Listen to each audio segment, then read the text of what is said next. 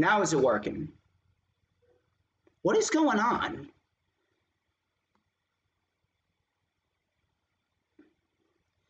We got some sound coming through now. We got some sound coming through now. I'm not sure what's going on.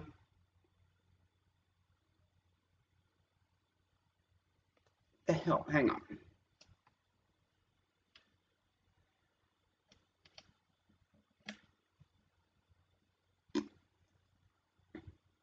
Hello?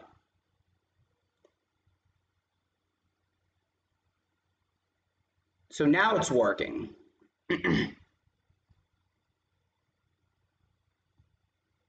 What is going on over here? I'm not sure what's going on. I think the microphone on the table's working, I think. Hold on. Hello now. Why isn't this working? I just unplugged the microphone. Can you still, because like I have the microphone coming through my audio. I have the microphone coming through my computer. I'm not sure why it's not working.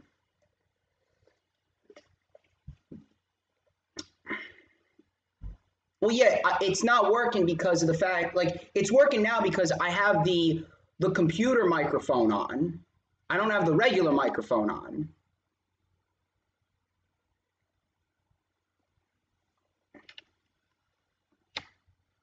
All right. Hello. Why isn't this microphone working? That's what I don't want to know. I'm looking at my stream right now. I don't know what the fuck's going on over here.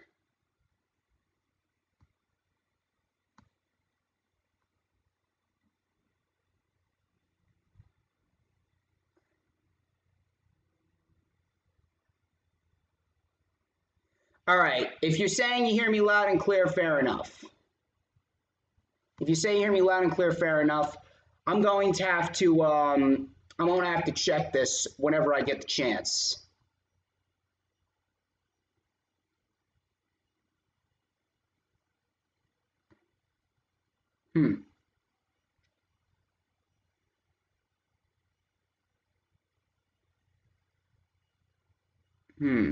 All right. Now, no. I'm in my settings right now.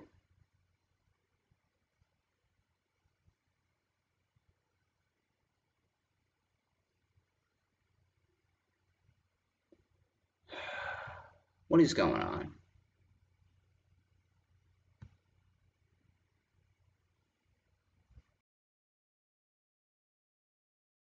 Access it. Access.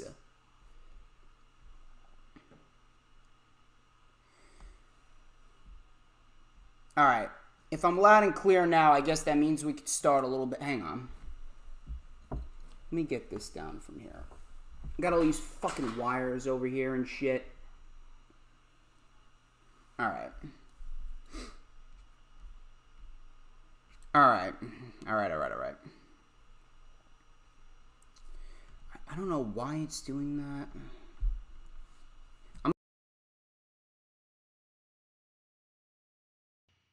All right.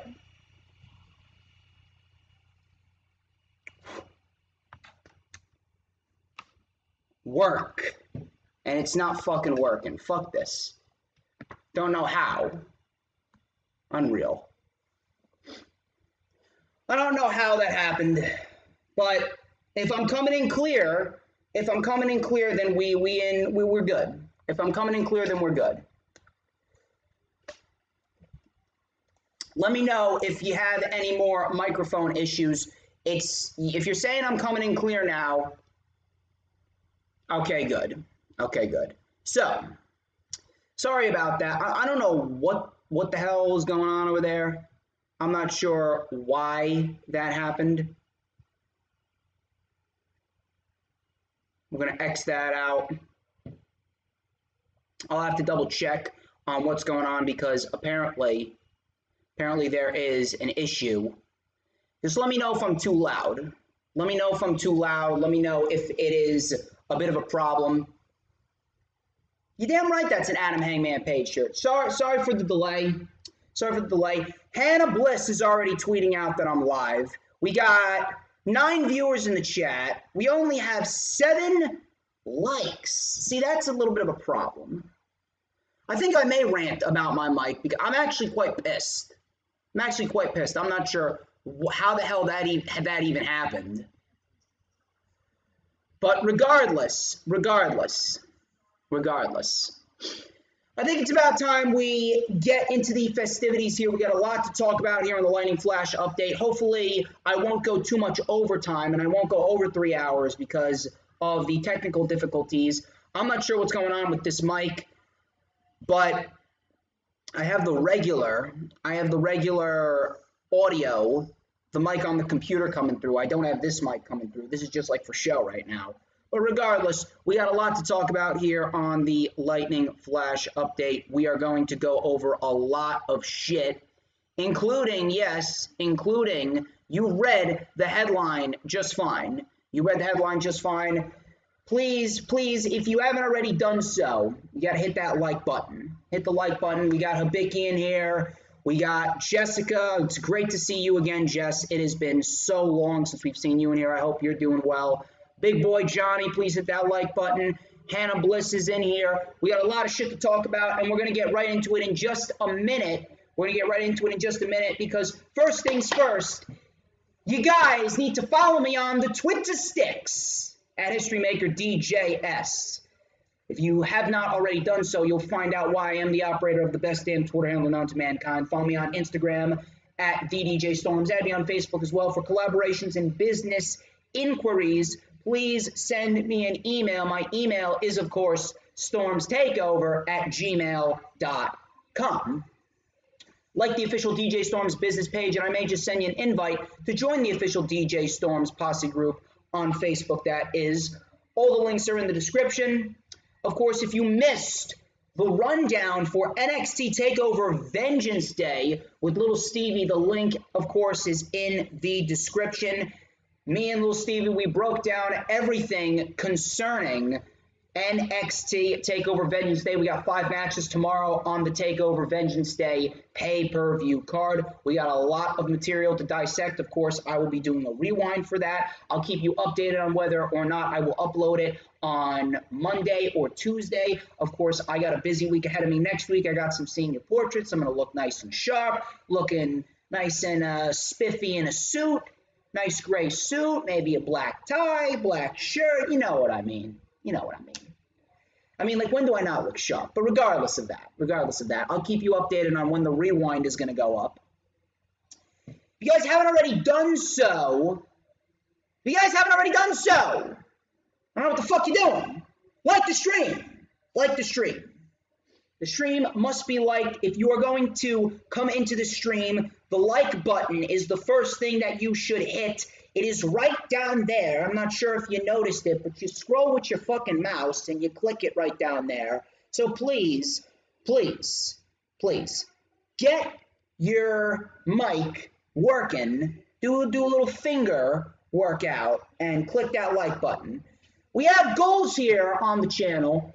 We are almost at 30 likes for the rundown. Let's see if we can get to at least 30 likes for the Lightning Flash update. I want you guys to share out the stream on all platforms of social media, whether it be Tumblr or Pinterest or Twitter or Instagram or Facebook, whatever it may be.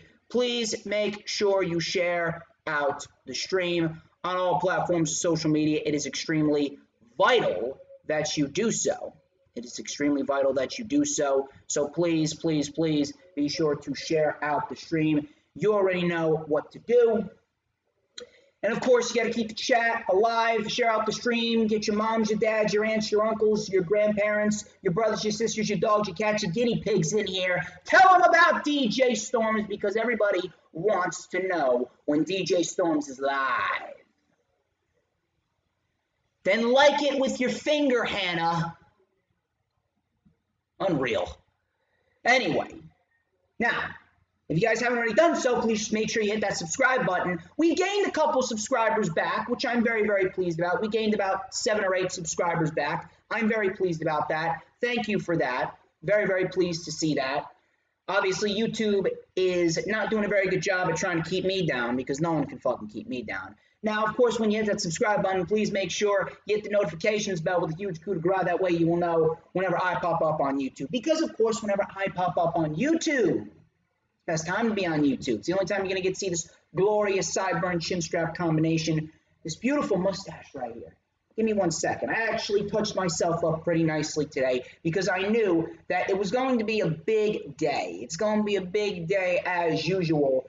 If you guys enjoy rants, the rant coming at the end of the news, rumors, and reports section may just be the best rant that you've ever heard me rant about.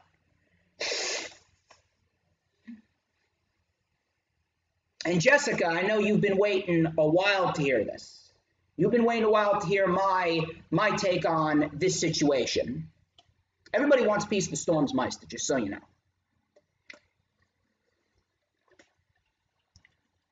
Keep on sharing out the stream. Keep on getting everyone in here. We want to get to 30 likes, people. 30 likes. We are 15 minutes into the stream.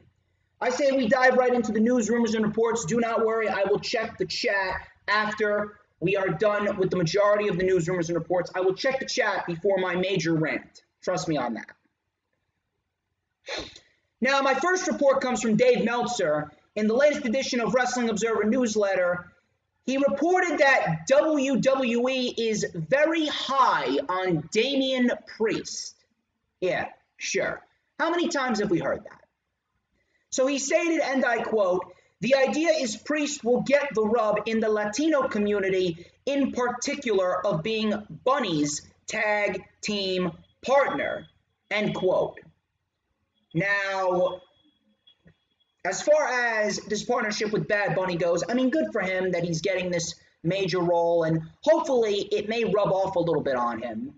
But at the end of the day, how many times have we heard that WWE is high on this individual or that individual or this person, that person? How many times have we heard this? Wasn't it just 6 months ago that a report came out that Vince McMahon was apparently high on Matt Riddle? How he saw him as this generation's version of Shawn Michaels? What about Keith Lee?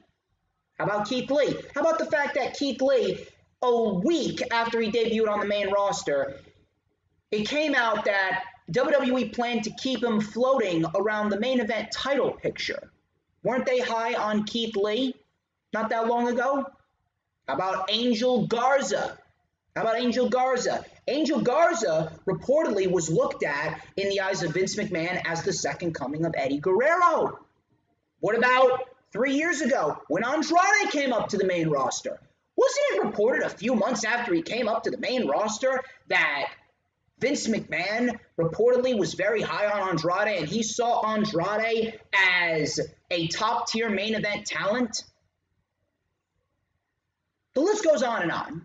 How many fucking times have we heard the same shit over and over again? Vince is high on this guy. Vince is high on that guy. And what happens to those individuals within a few months?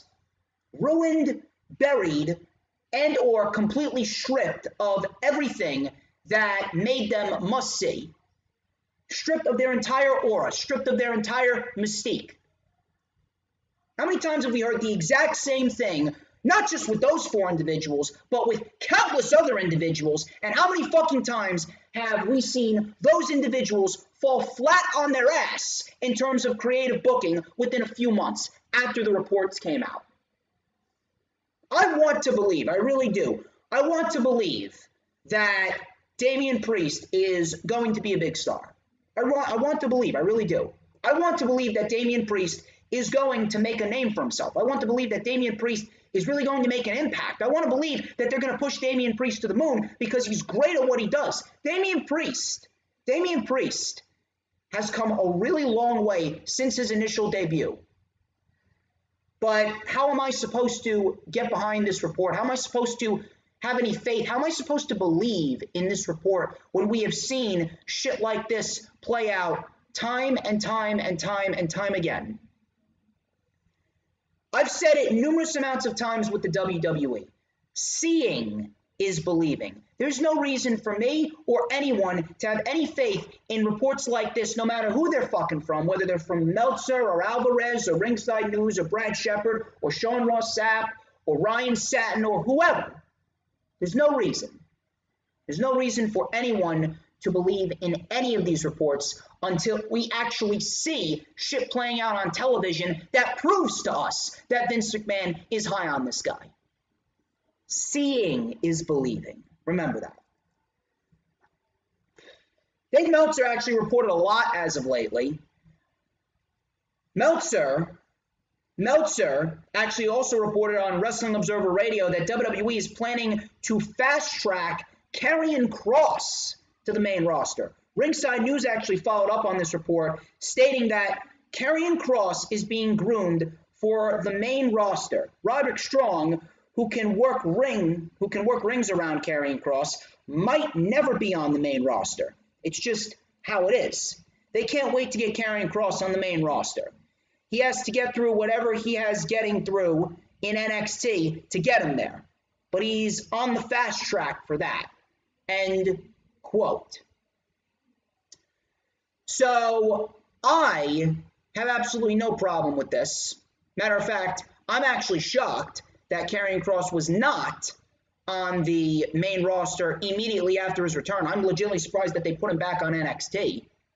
I would not have placed him back on NXT, but apparently they want to have him do a feud and a program with Finn Balor, which I'm not necessarily opposed to. I think that is going to be a very good match. I think the Demon versus Karrion Kross, and if they do decide to do it at WrestleMania, I think that would be an excellent WrestleMania match. It would be a very nice back and forth. And if Karrion Kross goes to the main roster after WrestleMania, this actually presents them with a great opportunity. I have been stating that you need to continue to build up Drew McIntyre and the WWE Championship. If Vince McMahon wants Karrion Kross on the main roster, then you could absolutely do Karrion Kross and Drew McIntyre at SummerSlam. Matter of fact, I'd be shocked if that doesn't happen based on all the reports that Vince McMahon is very high on Karrion Kross. And you know something? With someone like Karrion Kross, normally I would be skeptical, but you take a look at Karrion Kross and he's got everything that Vince McMahon would want. He's got everything that Vince McMahon would want in a WWE superstar. So if anything, I can absolutely see Karrion Kross on the main roster, and I can definitely see him fighting Drew McIntyre and potentially winning the WWE Championship by SummerSlam. So that's the news going around with Karrion Kross. I also got a report from AEW. Fightful reported that Kip Sabian has actually been injured, which is why he hasn't been wrestling as of lately. So if you guys have been wondering where Kip Sabian has been, that is where he has been as of lately. He has been injured. Hopefully it is not too serious. I'm guessing it's not too serious because he's been on television for the last God knows how many weeks. I got a report from Sean Ross Sapp of Fightful. You know, Sean Ross Sapp. Yeah, I know for a fact that I live rent-free in fucking Sean Ross Sapp's head. Sean Ross Sapp, this has actually some good news, actually. Aside from all of my disdain for Sean Ross Sapp, he reported that Chelsea Green is going through the process of getting cleared, and she's almost ready to come back. He stated, and I quote, "Good news emerging out of WWE, as Fightful has learned that as of last Friday, Chelsea Green is going through the process of being cleared. Green has been sidelined for the last 2 months after sustaining a broken wrist, but has been working to prepare for a return. She's been seen at the WWE Performance Center over the course of January and has been working out at Robert Stone's gym alongside Britt Baker, Santana Garrett, Deonna Purrazzo, and Rebel/Reba, according to social media posts. We're told the injury has healed up, but Green still has to go through WWE's standard injury protocol before being deemed good to go. Green was not backstage at the WWE Royal Rumble and was never planned for the show." End quote. So I'm actually I'm actually very, very happy that Chelsea Green is going through the motions of being cleared. I don't necessarily think that WWE thinks that she's injury prone. I think that she has just been the victim of unfortunate accidents, kind of like Kenta was during the beginning portions of his early WWE run. She's just been a victim of bad luck. I don't necessarily think that she's injury prone.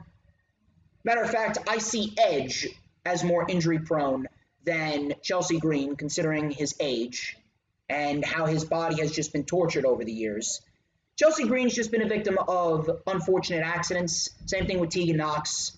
So I do wish her luck in her recovery, and I really do hope that we do see Chelsea Green in a more prominent role, whether it be on NXT, whether it be on SmackDown. If anything, I would put her on Raw, because Raw, my fucking God, that division, I mean, when you got fucking Lana, Dana Brooke, Nia Jax in prominent roles, and then you got fucking Lacey Evans competing for the fucking Raw Women's Championship, that division needs all the fucking help it can get. So whenever she's back, I would absolutely put her on Monday Night Raw's women's division, because my fucking God, their women's division fucking sucks. So that's what's going on with Chelsea Green, for those of you who have been wondering about Chelsea Green. But I'm very, very happy that she is coming back. I do see a lot of potential in Chelsea Green. She is very good at what she does. She's actually very underrated.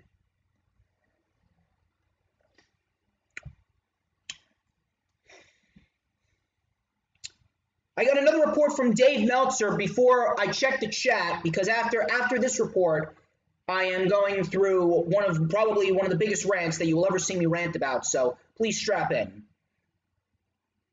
Dave Meltzer actually reported last week that the moment that Shinsuke Nakamura had in the gauntlet match on SmackDown a few weeks back was actually planned for Cesaro, if you can believe it. The report read from Meltzer, and I quote, "The gauntlet match that Adam Pearce won on SmackDown, the babyface star making spot of running through the field and then getting screwed in the end was the idea of Daniel Bryan, and his pick for the spot was Cesaro. However, since Cesaro hadn't signed yet, it was switched with Shinsuke Nakamura. So Cesaro was going to be the face originally, but even if some thought Nakamura got over in that match, and without live fans, there's really no way to know, since he was a replacement, the plan wasn't to follow up much, which is why he's basically in the same spot, only on the face side." End quote. End quote. So I guess you could say it makes a little bit more sense, because we've been seeing Cesaro on a major role as of lately. Cesaro's been doing nothing but winning and winning and winning and winning and winning and winning and winning. Cesaro's been beating everyone. He's beaten Bryan multiple times. He beat Dolph Ziggler in a singles match. He won a tag team match last night on SmackDown to qualify for the Chamber. With everything that's been going on, Cesaro, I'm not sure what it's from. I'm not sure if it's because Daniel Bryan is pitching to give Cesaro more of an opportunity. I'm not sure if it's because he signed a new deal and they're trying to keep Cesaro happy before they ultimately bury him again. I'm not sure if it's something else. I'm not sure if they really have plans to push Cesaro, although I fucking doubt it. I don't know what's going on, but I would like to hope that this push for Cesaro keeps up. Now, as far as Shinsuke Nakamura goes, Shinsuke Nakamura seems to be still stuck in the mid-card. It seems like they're going to be placing him in the IC title picture as an interim opponent for Big E. Apollo Crews is still in the mix. It looks like we could be getting a triple threat match at the Elimination Chamber. I am going to expand a little bit more on that once we get to the SmackDown portion of the review towards the end of the stream. But that's pretty much where everything is headed right now with Cesaro. He's in the Chamber, and to be quite honest with you, I would actually have him win the fucking Chamber. I would give Cesaro the Chamber, and I would give him a fucking match with Reigns. And I'm going to explain why when we get to the SmackDown portion of the review. But that is my final report before my major rant. Let's check the chat. Let's check the chat. Let's check the chat. So Peanuts is here. Peanuts is here. And he has joined Dabomania with Jessica Catanzaro and Dee Dee. Habicki Strong could be a perfect IC title guy. I would absolutely love to see that. Hannah says, I'm surprised Undisputed Era isn't on the main roster already. Adam Cole is going to be on the main roster after WrestleMania. He's got to be. He's got to be. Hibiki says, if you're going to have Kross lose to Balor, at least have him destroy him after the match. I don't think we really need that. We don't really need that, mainly because of the fact that Balor and Kross, if Balor beats Kross, then that means it should be over. If Karrion Kross attacks Finn Balor, that means that he'll still have unfinished business with Balor. So I don't really think that's the wisest idea. You could just put Kross on the main roster and then have him in a storyline to build him up. You start building him up and have him go undefeated going into SummerSlam. Big Boy Johnny says he's doing good. Big Boy Johnny, if you haven't hit that like button, please hit that like button. Why are we still at 9 likes? Why are we still at 9 likes? Only 8 people watching? I mean, I share this shit out. We should have a lot more people watching. Because I'm about to get into a major rant, and I know Jess has been waiting to hear this. Same thing with Dee Dee. Dee Dee and Jess, you two have been waiting to hear this rant because of who it relates to. And as you can see by the title of the video and the thumbnail, you know I'm going to have a lot of shit to say. So strap in.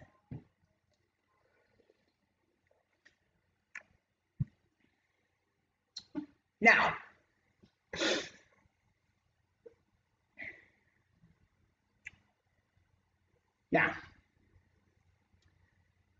if there's one thing that I didn't think I would be doing, I didn't think I would have Kacy Catanzaro as the main talking point on the Lightning Flash update. And I'm not saying that in a bad way. I'm not saying that in a negative way, because I personally adore the woman. I adore the woman. I think that she has massive potential. I didn't think that Kacy Catanzaro would be the main talking point of my show, mainly because of the fact that she's not a prominent figure on NXT television, at least not yet. I hope that she will be, because she is vastly underrated.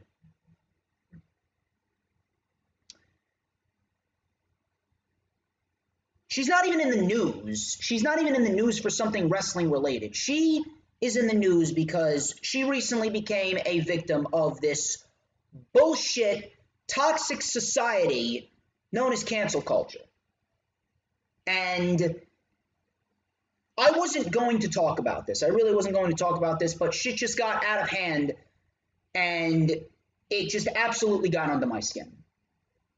Kacy Catanzaro was blasted on social media over the course of the last week and a half after she posted a short video on her Instagram story of her at a bar or a nightclub, a restaurant in Florida with friends. They didn't have masks and they weren't following the social distancing guidelines. Last night, about an hour or two before SmackDown, last night, Kacy Catanzaro posted a video on her Twitter account explaining the situation. She explained how restaurants in Florida have limited capacity. She stated how they don't need to wear masks when they eat, and the performers, the wrestlers, they are tested at least once a week, sometimes even twice. She thanked everyone for their concerns before signing off. And that was that.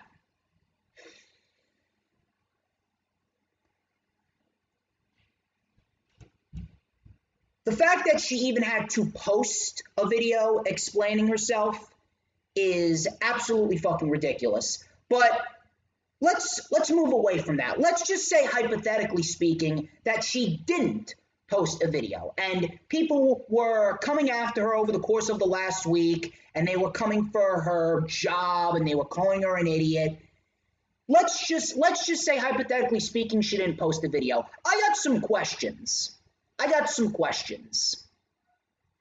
My first question to all of you that were coming after her, for all of you that were coming after her, here's my first question to you. How many of you on social media, how many of you live in the same state as Kacy Catanzaro? Now, not even that. How many of you live in the same town as Kacy Catanzaro? How many of you live on the same block as Kacy Catanzaro? How many of you work at the Capitol Wrestling Center? Are any of you coming within 6 feet of Kacy Catanzaro within the next week? If not, shut your mouth. Shut your fucking mouth. You are worried about someone who lives thousands of miles away from you. They're not putting you in danger. Kacy Catanzaro's not putting you in danger. Worry about yourself. Your main priority should be yourself. Too many people are worried about what other fucking people are doing in this world and what other people are doing in their lives. If you are not coming in contact within 6 feet of Kacy Catanzaro within the next week and a half, shut your fucking mouth. Shut your mouth. That's number one. Number two, if this was March or April or May of 2020, maybe I would understand your concerns, because back then we didn't know anything about the virus. We didn't know anything about COVID-19. It was all new to us. But now it's been almost a year since this pandemic started. It's been almost a year since this fucking pandemic started. Now we know a lot more about COVID-19. We know who's more susceptible to it. We know who it's more fatal to. And on top of that, I'm not sure if you guys have been aware over the last 2 months, but we have a motherfucking vaccine out. We have a vaccine out, and it is available to people who have chronic illnesses, severe disabilities and illnesses. It's available to first-line responders and frontline workers. My best friend recently just got COVID-19 vaccine about a month ago. It is available to those types of people, and on top of that, more likely than not, nationwide distribution is going to be available by May or June. Then a lot more people are going to get vaccinated throughout July, August, September, and then going into mid-fall, into the Christmas season of 2021, everything's going to smooth over. The cases are going to be at an all-time low, and everything is going to go back to normal. Kacy Catanzaro is not going to be responsible for cases skyrocketing to the top. Cases are going to go down within the next few months because of the COVID-19 vaccine. Stop blowing everything out of proportion. And don't you fucking dare give me the bullshit. But 400,000 people have died from COVID-19. Listen. I feel for everyone who has lost a loved one, and I feel for everyone who has been affected by COVID-19. I'm not trying to say that they mean nothing. I'm not. But here's what the media doesn't tell you. There have been 14 million positive cases of COVID-19 in the United States. Do you know how many people have recovered from it? There have been 13.5 plus million recoveries, and those people are still living, breathing, and walking among us today. 400,000 deaths doesn't overshadow 13.5 million recoveries. It's not that serious. Social media has become nothing more than a place in which every little thing is blown out of proportion, including COVID-19. COVID-19 is nothing more than a flu on steroids. There, I said it. Somebody needed to say it.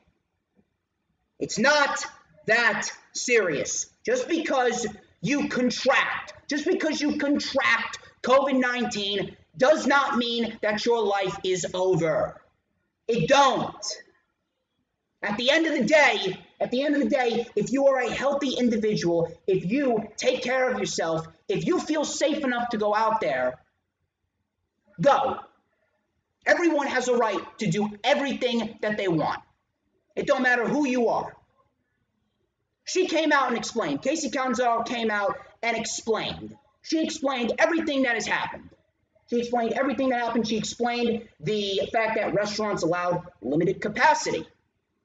She explained the fact that performers are tested. Performers are tested weekly, sometimes twice a week. She explained the fact that they can go and they can take their masks off when they eat. And you know what Kacy did? Kacy's video that she posted, and she did not even need to post a video because, quite frankly, it's none of your fucking business. Quite frankly, it's none of your fucking business. What she did and the statistics that she laid out, the facts that she laid out in the video, it only validates what I have been saying for years. It validates what I've been saying for years. The fact that no one, I don't give a shit who you are. I don't give a shit who you are. No one has a right to make a personal judgment, formulate a personal opinion or a personal judgment on anyone based off of a tweet or a Facebook post or a Snapchat story or an Instagram photo. You have no fucking right. You have no fucking right to formulate any personal opinion or judgment on anyone based off of what's going on social media. You are making a big deal out of a 7-second Instagram story. A 7-second Instagram story. Meanwhile, you didn't know what was going on behind the screen. You don't know what's going on in this woman's life. You don't know what's going on in anyone's life based off of what happened on social media. These performers are tested weekly, sometimes twice a week. She was on NXT this past Wednesday. You know what that means? She tested negative. She tested positive. More likely than not, she would have been off of television. And hell, how do you know that she was even going to be on NXT consistently? How do you even know that she's going to be on NXT consistently? She's not a prominent figure on NXT. Yeah, she was on NXT this past Wednesday, but how do you know she's going to be on NXT next Wednesday? How do you know she's going to be on NXT the week after that? How do you know? And then people want to come at me, people want to come into my message and say, oh, but WWE's top guy, Roman Reigns, he has a compromised immune system. I'm not sure if you're aware of this, you fucking morons, but Roman Reigns is on SmackDown, Kacy Catanzaro's on NXT, and the WWE has made it quite clear that they're keeping NXT talent and main roster talent separate. They work in two separate locations. NXT talent is working in Orlando. Meanwhile, the main roster talent is working in Tampa. So I doubt that Kacy and Roman Reigns are going to come in contact at any point in time within the next few weeks.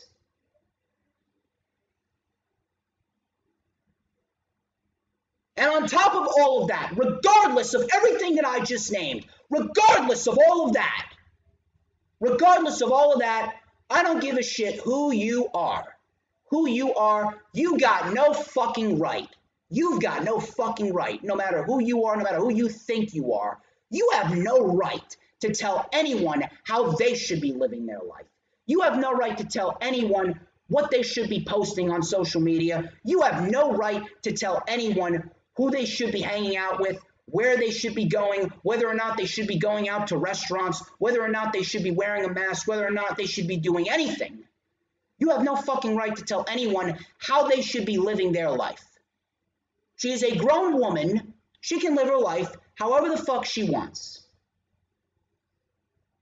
The media has gone from a place of growing your name and brand to a place where everything is blown out of proportion. Everything is blown out of proportion. COVID-19 is not that serious. 400,000 deaths don't excuse the 13.5 million people that have recovered from it. And on top of that, there have been diseases from hundreds of years ago that have caused more deaths, than COVID-19. You people and everyone that is coming after Kacy Catanzaro have been brainwashed by the media.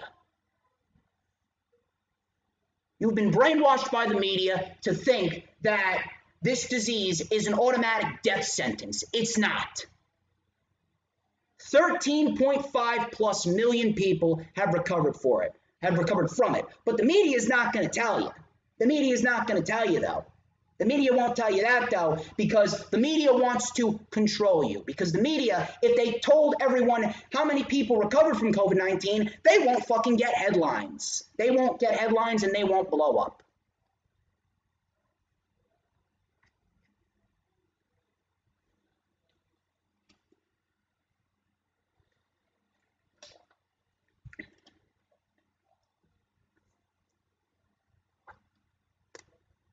COVID-19 is not that serious. Just because you contract it doesn't mean your life is over.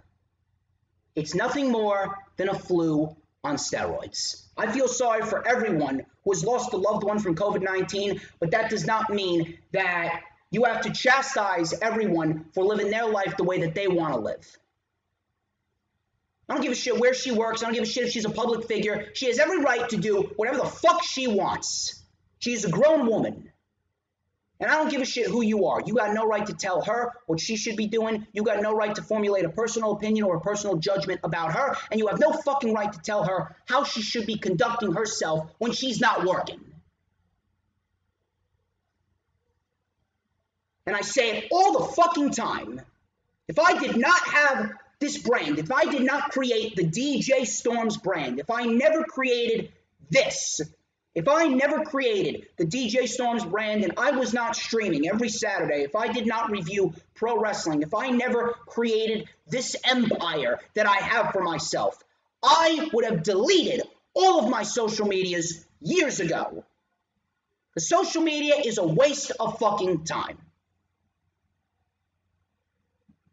It is an absolute waste of time. And I don't blame anyone. I don't blame anyone who refuses to make a Twitter, an Instagram, or a Facebook. If you came after Kacy and if you tried to call for Kacy's job and you called her an idiot, you are a human piece of shit. You are a human piece of shit. I have absolutely no respect for you. Unfucking real. The fact that she needs to even come out and explain herself in a video just goes to show you how fucking disgusting the human race has become. The human race has become nothing more than a bunch of weak-minded, self-centered creatures that don't even deserve the basic human rights that we have because they don't have the decency or intelligence to qualify as human beings. Leave the woman alone.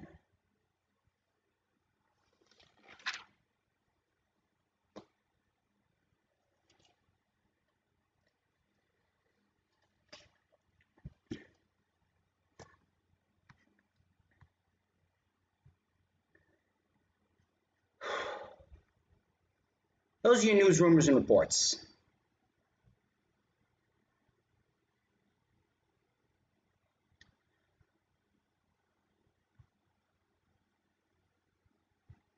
Look at this. Look at this. We got some fucking loser named Val Renna in here.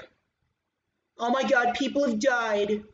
Yeah, and did you miss the part where I said that 13.5 million people have recovered? Fucking retard. What are you gonna do? What's this Val Renna bitch gonna do?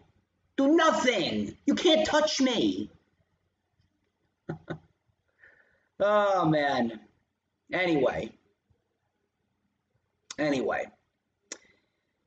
That's those are your news, rumors, and reports. Those are your news, rumors, and reports. I hope you enjoyed that. I hope you enjoyed that rant because I just blew my fucking voice out. I blew my voice out.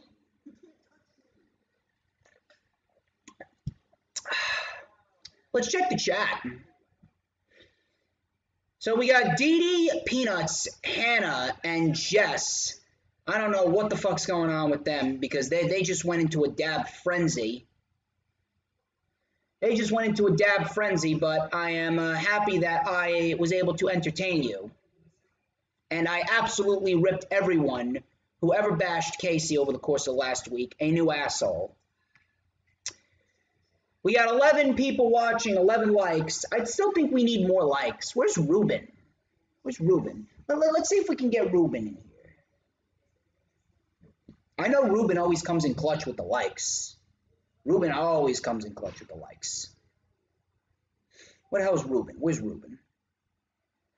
Gamers Goon! Where have you been, bro? I haven't seen you in a while. Be sure to hit that like button if you haven't already done so, bro. Gamers Goon. My man, Gamers Goon from Chicago. My man, Gamers Goon from Chicago. You are absolutely fantastic, and I hope to be collaborating with you very, very, very, very soon down the line. Val read the room. Of course she read the room. Of course Val Renna, that fucking loser, read the room. She came, that loser Val Renna came in here because of the simple fact that they can't help but flock to me, Jess. They can't help but flock to me. I'm the highlight of their pathetic lives, and they hate me. We're like 50 minutes into the stream. Or 50 minutes in the stream. I think we should get into the weekly show reviews, and this is Danielle's favorite show because not really her favorite show, but most likely this is her favorite show because I rant and rave about it. So I think we should get into Monday Night Raw. Gamers Goon, please be sure to hit that thumbs up. Please be sure to hit that thumbs up when you come in here. Please make sure you share the stream out. We need to get a lot more people in here. We have a lot of weekly show material to go over, and we are going to start with Monday Night Raw, even though a lot of people want to just forget about Monday Night Raw. So Adam Pearce kicked off the show. He introduced Shane McMahon. Shane McMahon said it's great to be back. Shane made an announcement that Drew will defend the WWE Championship inside the Elimination Chamber. Pearce announced that Drew's opponents will all be former WWE champions. And they will be Jeff Hardy, Randy Orton, AJ Styles, The Miz, and Sheamus. Shane praised Adam Pearce, and then he left. So AJ Styles came out. He said, hold up, Adam Pearce. So we insulted Adam Pearce before Jeff Hardy came out, and we got a one-on-one match between Jeff Hardy and AJ Styles. So normally I'd shit all over this. But, and like, I'm going to shit all over it. Don't worry about it. I'm going to shit all over it, but I'm not even going to shit on Shane McMahon that much because he didn't really do anything. He was just kind of just there. He just came back. He was on television for all but 4 to 5 minutes. What did he do? But here's something that I don't understand. WWE should have realized that prolonging the fact that Edge and Bianca, they're waiting to announce who they're going to face. You should have known that that's not going to do anything in terms of interest or ratings. One or two people are not going to drive people to watch the show to see, oh my God, is he going to choose Roman? Is he going to choose Balor? Is he going to choose Drew? Or what is Bianca going to do? Is she going to choose Sasha? Is she going to choose Asuka? Two people ain't going to drive people to watch the show. That ain't going to do jack shit. You need to rejuvenate the entire show. It's not just about one or two people. It's about what everyone on the show is doing. But of course, who am I? I'm just a 21 going on 22-year-old man in a Hangman Adam Page cowboy shit shirt that screams in front of his laptop and phone every week talking about pro wrestling. Who the fuck am I? Who am I? This is what WWE gets. This is what WWE gets for prolonging Drew McIntyre's or Edge's decision on who he's going to face at WrestleMania. This is what WWE gets. You threw together an Elimination Chamber match literally within 5 minutes. Should be a good match. I'm not gonna sit here and shit on a match. I'm not gonna shit on the match. It should be a good match. It should be a decent fucking chamber match. But at the end of the day, how is anyone supposed to care? How is anyone supposed to care? So we get Hardy and Styles. Hardy and Styles. Match wasn't terrible. I'm not gonna sit here and shit on the match. Decent match for what it was. Really wasn't anything. AJ Styles ends up winning. Decent match. He wins by having Hardy tap out to the calf crusher. Styles continues to win. I still don't know, why the fuck aren't you doing this with more people? Styles has been on like a 7-match winning streak. He's beaten Hardy, he's beaten Elias, he's beaten R-Truth, he's beaten Ricochet, he's beaten Drew Gulak. Why can't you do this with people like Shayna? Why can't you do this with people like Matt Riddle or Keith Lee or Angel Garza? Why are you only doing this with someone like AJ Styles? But AJ Styles is already established. I don't know what the fuck you're doing there. So we move on to New Day versus Retribution. And the members representing Retribution were Applejack, which, by the way, I actually had Apple Jacks this morning for breakfast. It's actually a great fucking cereal. I'm not very picky when it comes to my cereal. I love cereal.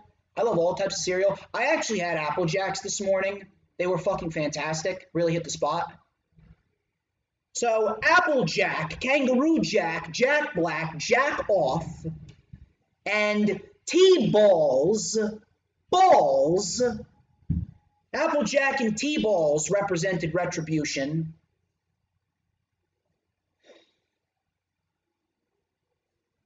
Retribution got taken out with a plancha by Kofi. Retribution then isolated Xavier Woods. Ali, he was on commentary. He was really getting into it on commentary. Mustafa Ali, he was lighting up fucking commentary. He really was. If you were listening to Mustafa Ali on commentary, he was really getting into it. Really. So, Woods got leveled by T-Balls. We had a choke slam back suplex combo by Retribution on Woods. Woods was able to kick out. He tagged in Kofi. Kofi lit up Retribution with a jumping clothesline and a boom drop. T-Balls got caught with Trouble in Paradise. New Day with the Daybreak, and the New Day actually won the match. I'm actually surprised this match actually got some time. Another match that really wasn't anything. It wasn't a terrible match, but it really wasn't anything. It wasn't anything of fucking substance. I'm going to say the same thing that I said last week. Mustafa Ali. Now he's on commentary. I'm looking at Mustafa Ali. I've been a believer in Mustafa Ali ever since that 2 out of 3 falls match with Drew Gulak, all the way back on 205 Live in 2017. I've been a huge advocate for Mustafa Ali, and I have loved what Mustafa Ali has done. And I'm watching Mustafa Ali cut these promos, whether it be on commentary or whether it be in a backstage segment. I'm watching Mustafa Ali, and I'm like, holy shit. Mustafa Ali, he's actually trying. He really was trying to make this shit work. I'm watching this shit, and Mustafa Ali is legitimately busting his ass. He's busting his ass to try and make this gimmick work. He's playing up the gimmick on social media, playing up the gimmick on television, playing up the gimmick on commentary. He's doing everything in his power. He's doing everything in his power to make this shit work. Yet, WWE is not giving him anything. WWE is not giving him anything to back up his claims. WWE is legitimately not giving him a crumb to munch on. He talks a big game, and here he is. Here are his guys losing every week. I don't fucking get it. They're not like You have someone who's actually trying to make do with what you're giving him, even though what you're giving him is just jack shit, and you're not even giving him a little bit of leeway to work with. You're not even giving him an ounce of credibility. I don't understand. I really don't. So, Mustafa Ali and Retribution, they get buried again. Ric Flair and Lacey Evans, they make their way to the ring. Ric Flair, he said, it seems some people want an explanation. I don't take orders from any woman, especially my daughter. We know my daughter doesn't need me. I found someone who has all the qualifications to be a star. If she's overwhelmed with my charm, that should be expected. He said, Asuka, we're coming for that title. So Lacey took the microphone. She said, I respect Ric Flair and the living legend he is, but somehow I'm the bad guy in all of this. So Charlotte Flair came out. Did I mention that we live by a code? Did I mention that we live by a code here on the channel? And that code is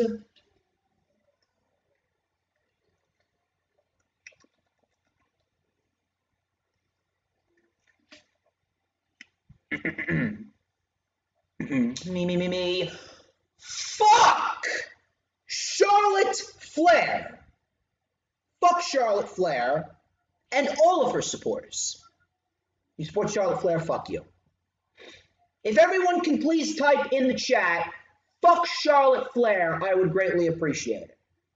Thank you. So, Charlotte came out, and she said, first of all, Lacey, if you wanted to learn, you could work your ass off in the WWE Performance Center. You know, I fucking hate, I really do. I fucking hate Charlotte Flair. That's why I say fuck Charlotte Flair all the time on the channel. But, man, those words couldn't be more true. I actually agree with the woman. If you wanted to learn, you could work your ass in the Performance Center. Man, what a concept.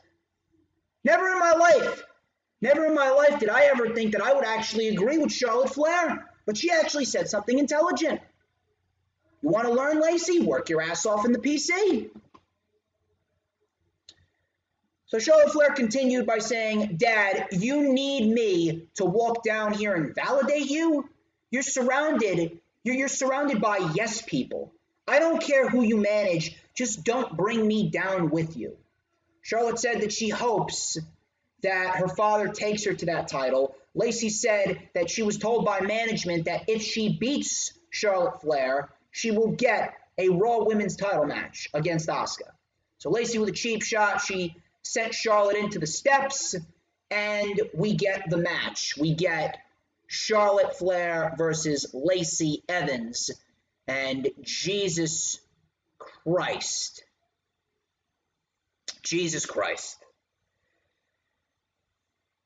I'm legitimately telling you right now, I think I may have lost brain cells watching this shit.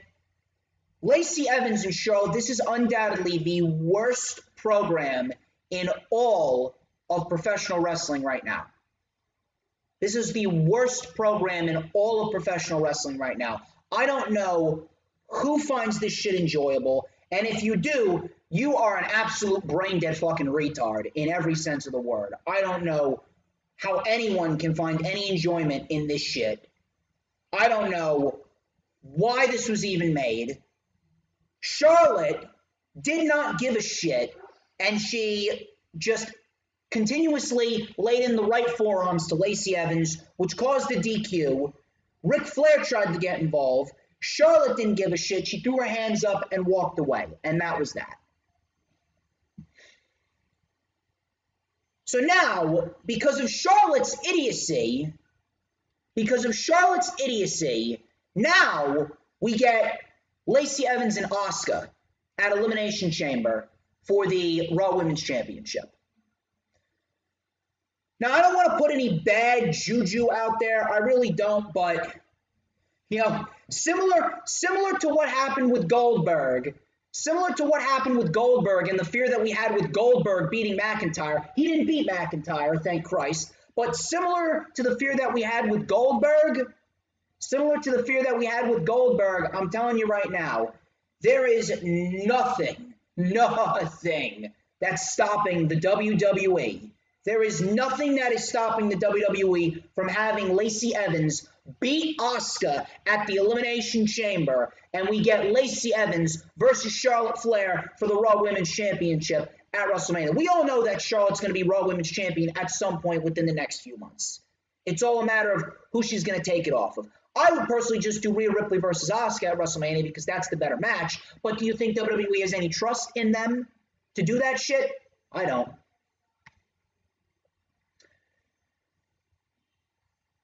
Lacey Evans, I'm telling you, they're gonna have us worrying for the course of the next week and a half. They're gonna have us sweating, thinking that Lacey Evans could potentially beat Asuka. I would not put it past them whatsoever to have Lacey Evans defeat Asuka, and we get Lacey and Charlotte. So Edge came out.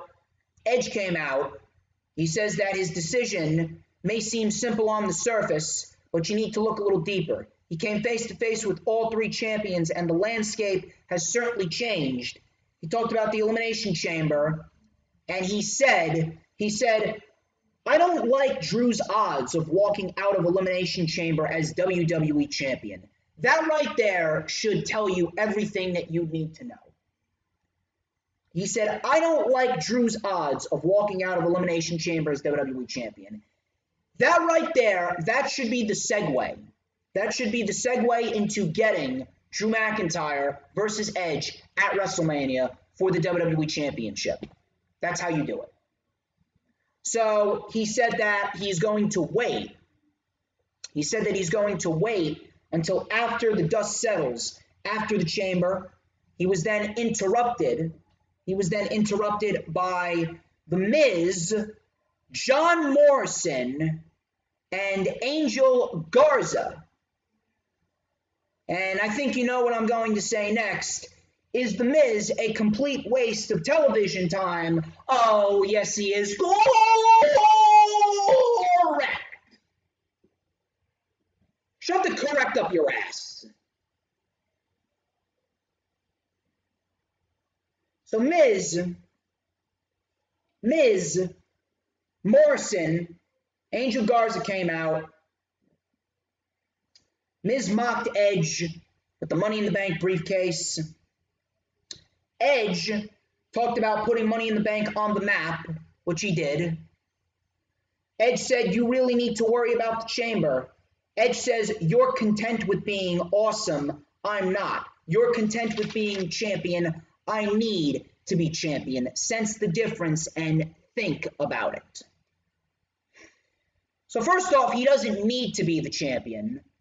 He doesn't need to be champion. Major difference there. He doesn't need to be champion. And Edge completely buried Miz, Morrison, and Angel Garza all within 5 sentences.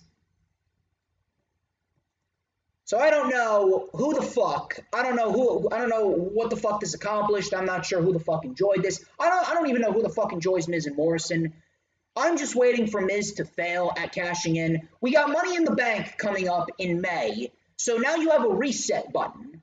Now you need to hit the reset button with Money in the Bank, because the Money in the Bank winner has not felt important ever since Moxley won it in 2016. So at the end of the day, shit needs to be done. Have Miz fail at cashing in, and get the Miz and Morrison away from each other. Please split them up. It's just fucking annoying seeing the same shit every single week. So we get Damian Priest versus Angel Garza. And similar to what I said about officials being high on Damian Priest, they said the same thing about Angel Garza. Now, look at where Angel Garza is. Angel Garza is over here losing in 3 minutes to another flavor of the month. At least in WWE's eyes, he's a flavor of the month. How many more weeks before Damian Priest starts losing to Miz and Morrison, just like Keith Lee lost to Miz and Morrison. I'll give you a hey, hey, ho, ho. Bad Bunny was here again. Bad Bunny was on television again. Bad Bunny caused a distraction. He threw the briefcase in the ring. Morrison went after it. The ref caught him. Miz and Morrison were ejected. Priest hit the Reckoning for the win. Matt Riddle versus Keith Lee. This was actually the best thing on the show. Actually, the best thing on the show right here. Matt Riddle versus Keith Lee. This was actually really good. Really good for only 8 minutes. Lee pounced Riddle into the air. He sent Riddle fucking flying. Lee went for his vicious forearm combo. He connected. Riddle with a Pele kick. Riddle was caught with Grizzly Magnum, the double chop. You couldn't pay me all the fucking money in the world to take a double chop from Keith Lee. We had a big final flash knee by Riddle, and then a big PK. A floating bro connected, but Keith Lee kicked out. Keith Lee with a Broton Barrage, and then Riddle locked in an armbar, transitioned into the triangle. Lee broke it. Keith Lee was caught with another final flash knee strike, but Keith Lee shook off the pain, and Keith Lee hit the Spirit Bomb. Keith Lee hit the Spirit Bomb for the 1, 2, 3. And Keith Lee defeats Matt Riddle. Afterwards, Bobby Lashley came out. He had rage in his eyes, and Bobby Lashley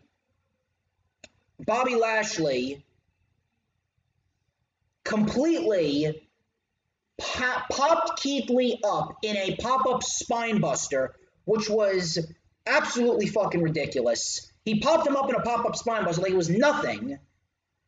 Then we had Lashley bulldozing through Riddle after hitting the Hurt Lock. He bulldozed Lee and hit Lee with the steel step, sending Lee over the table. And that was that. Now, it was made official that at the Chamber, it's going to be Keith Lee versus Matt Riddle versus Bobby Lashley. Now, why was this match made at the Chamber? Should be a great match, but why was this match made at the Chamber? This match was made because WWE is absolutely fucking lazy. They are too lazy to actually build up Keith Lee through actual wins. So what do they have him do? They have him beat the #1 contender for the United States Championship because Riddle still has a case of why he should be fighting Lashley. And then they put him in a match at the Chamber. This is going to be a segue into keeping Keith Lee in the U.S. title picture. Lashley is going to retain by defeating Matt Riddle. Lashley is going to retain by defeating Matt Riddle, and Keith Lee is not going to be pinned. And Keith Lee is going to say, hey, I still have a case of fighting you for the U.S. title. You've never beaten me. And we're going to get Keith Lee versus Bobby Lashley at WrestleMania. It's lazy, but that's WWE for you. Lana versus Nia Jax. This was a tables match, and this was absolutely fucking terrible. This may have been. I thought Charlotte Flair and Lacey Evans was the worst match of the year. My fucking lord. Nia and Lana blew everyone's expectations for worst match of the year out of the fucking water. Nia was toying with Lana, slamming her back and forth. Lana brought Nia to the apron, and Lana tried to knock Nia off of the top rope through the table. Nia went for a leg drop on the apron, but she missed it, and she was selling the fact that she hurt her ass. She actually screamed, "My hole," and that became a running gag. That became a running gag, a running meme on social media over the course of the next week. Not lying, she legitimately screamed, "My hole." I would much rather stare at Nia Jax's hole than review this show. Lana then pushed Nia Jax through a table, and that was that. Afterwards, Naomi took down Baszler. Going into commercial, we get Naomi versus Shayna Baszler. Naomi defeated Shayna Baszler with a roll-up within 2 minutes. Shayna Baszler looked like she legitimately lost all of her passion for pro wrestling, and that is fucking sad to see. It is absolutely fucking sad to see. This woman was an absolute fucking monster in NXT. This woman was an absolute fucking monster in NXT, and she gets to Monday Night Raw, and she was absolutely fucking destroyed. Stripped of everything. That's what happens when you put her in a fucking tag team with Nia Jax and her hole.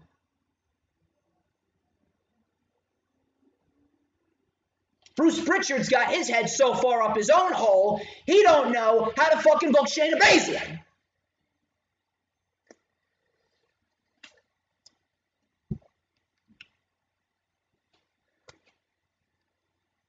Jessica, I'm going to kick you from the chat. Dabination Chamber. Fuck out of here. Fuck out of here. Drew McIntyre versus Randy. I'm trying to rant. I'm trying to rant on Raw, and you got Dabination Chamber in the chat. Aren't you supposed to be at work? I'll give you a correct. Shove the correct up your ass. Shove the correct up your hole. God damn it. Drew McIntyre versus Randy Orton. Sheamus ran in to distract Drew. Orton took over. I barely even paid attention to this shit. Sheamus came in with a bro kick to Orton. Drew with the Claymore, and Drew stood tall. That was it. That's it. That's Monday Night Raw for you. Show fucking sucks. Show is terrible. Outside of Riddle and Keith Lee, there was nothing to go back and watch on the show. This show is a complete fucking waste of time. I don't know how the fuck anyone can support this show. This show is the epitome of trash. You look up trash in the dictionary, you will find a picture of Monday Night Raw. That's Monday Night Raw for you. We're going to check the chat. I'm pretty sure I'm getting a whole lot of comments in the chat. Got a lot of dabs in the chat. Of course, everyone, be sure you have your DJ Storms wristband on. This wristband is worth more than every single one of the trolls' pathetic lives in the chat. Of course, they're gone now. Brian King. How you doing, Brian King? A lot of dabs, and yes, you accomplished your mission. We got 16 likes. Now that is something I like to see. I'm very, very pleased about that. Can we get to 30? The goal is 30. Danielle, if you got your fans out there, tell your fans to come on in. We need 30 likes. We got a lot of Danielle's fans coming in yesterday. I think we can get them coming in today as well. So please, share out the stream on all platforms of social media. We need to get some people in here. We need to get some people in here. Good to hear you're doing good, Mr. Brian King. Thank you very much for joining me here on this cold Saturday. And speaking of whole, Nia Jax is here. Nia Jax is on television. Nia and Asuka, right over here. This was before her hole. If there are celebs in the chat, I know Danielle knows a couple of celebs. If Rick is in the chat, if Maria Brink is in the chat, if Chino is in the chat, come on. Oh, and I know how to pronounce your band, Rick.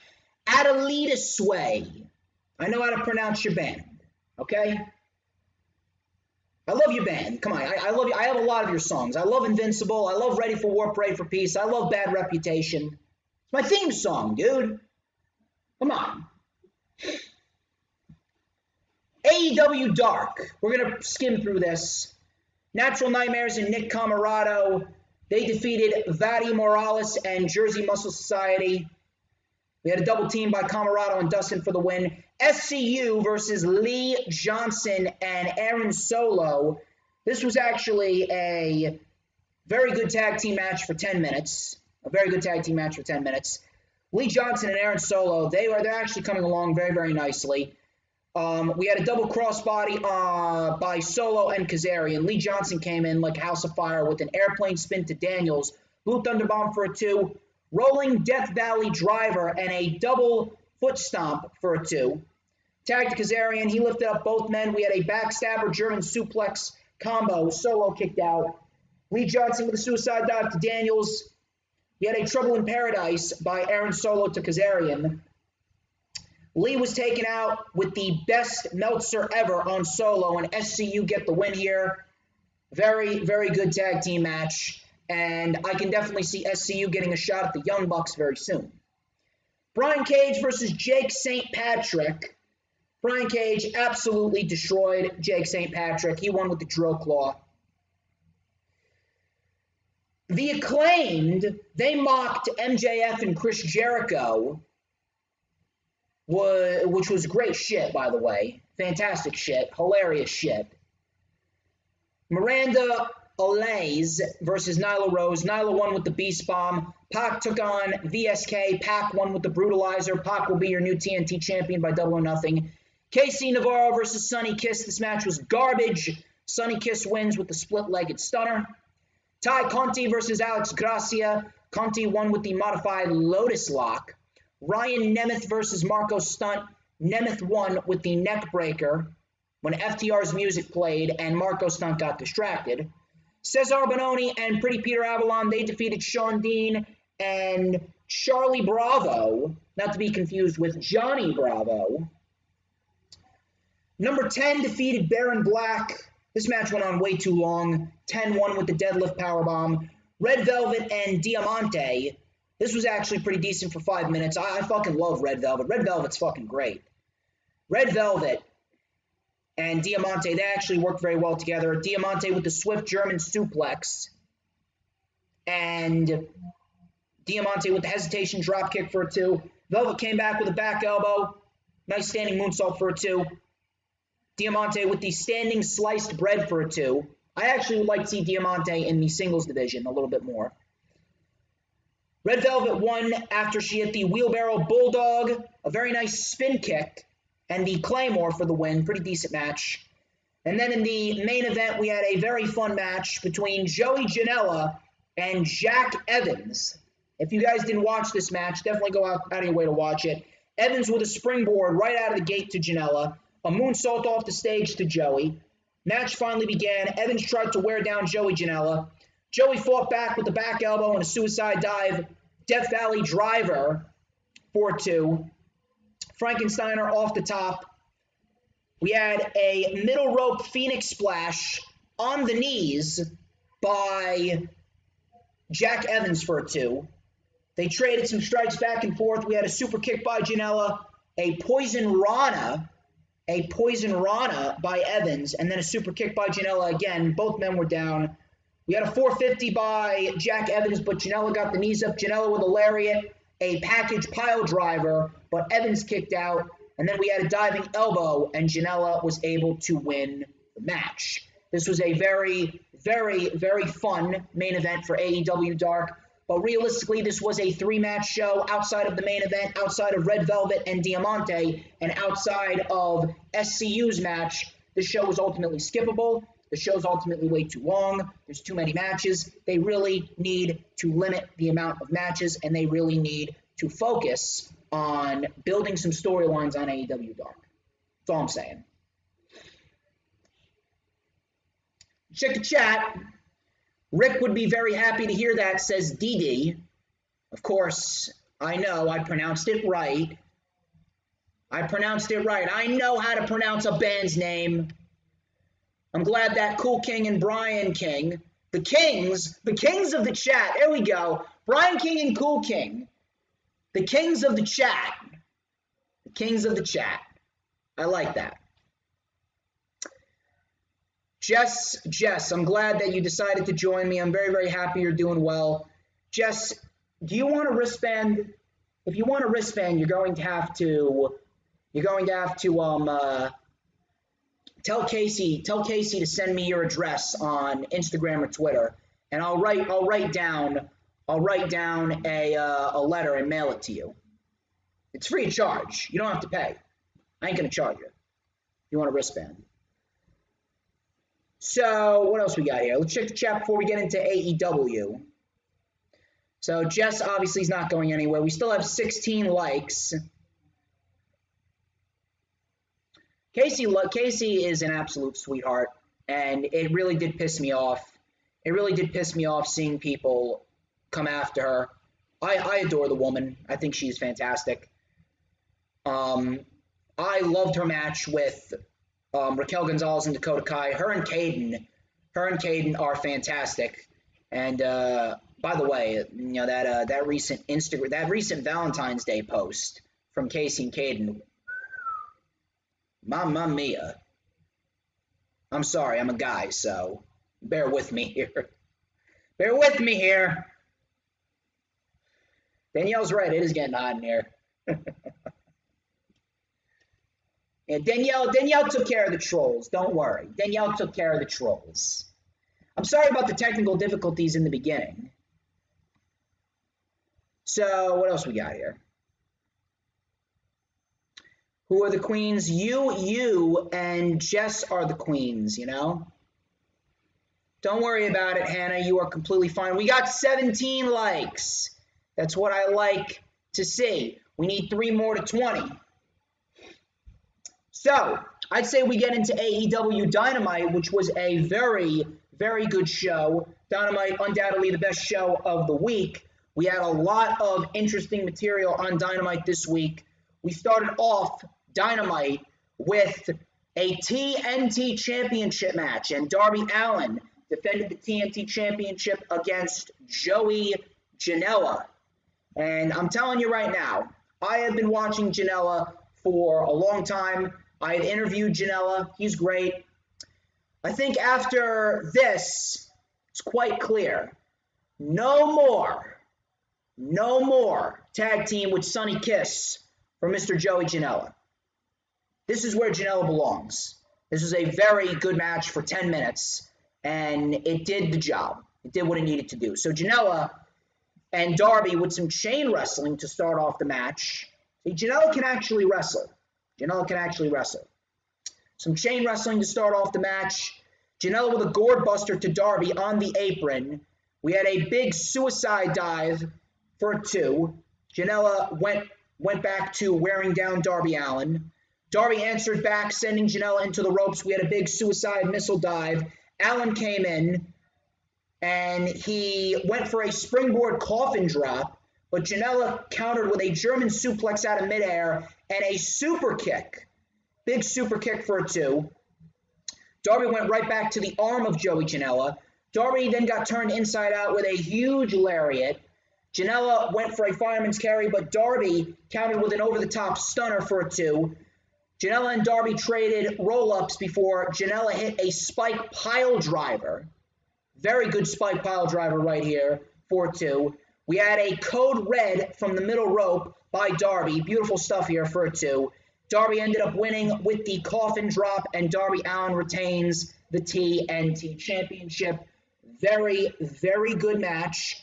Darby retains, rightfully so, and I really do hope that this opens up some eyes backstage, and Joey Janela is a singles competitor, because this was a very good match with Darby Allin, and it may have not made sense because Janela did nothing to deserve a title opportunity, but it was still a very good match.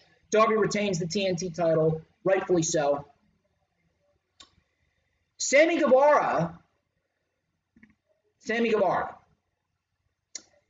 he asked the Inner Circle for a minute with MJF. He says, I know exactly what you're doing. And MJF's like, well, what am I doing? Sammy goes, you're trying to take over the Inner Circle.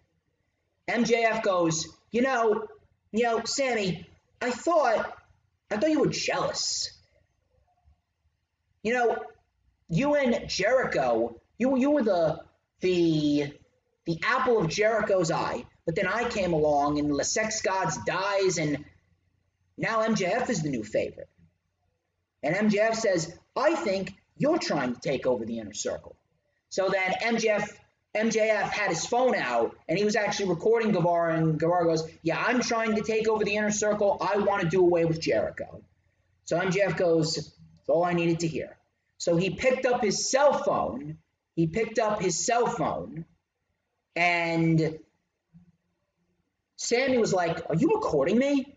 And MJF was like, no, what are you talking about? So Sammy threw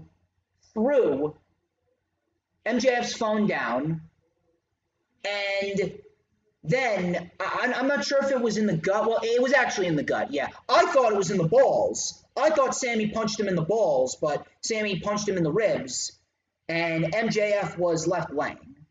And I did not think that this was going to be followed up on in the same night. I thought that they were going to wait until next week to follow up on this. But they actually followed it up later on in the night, which I will talk about.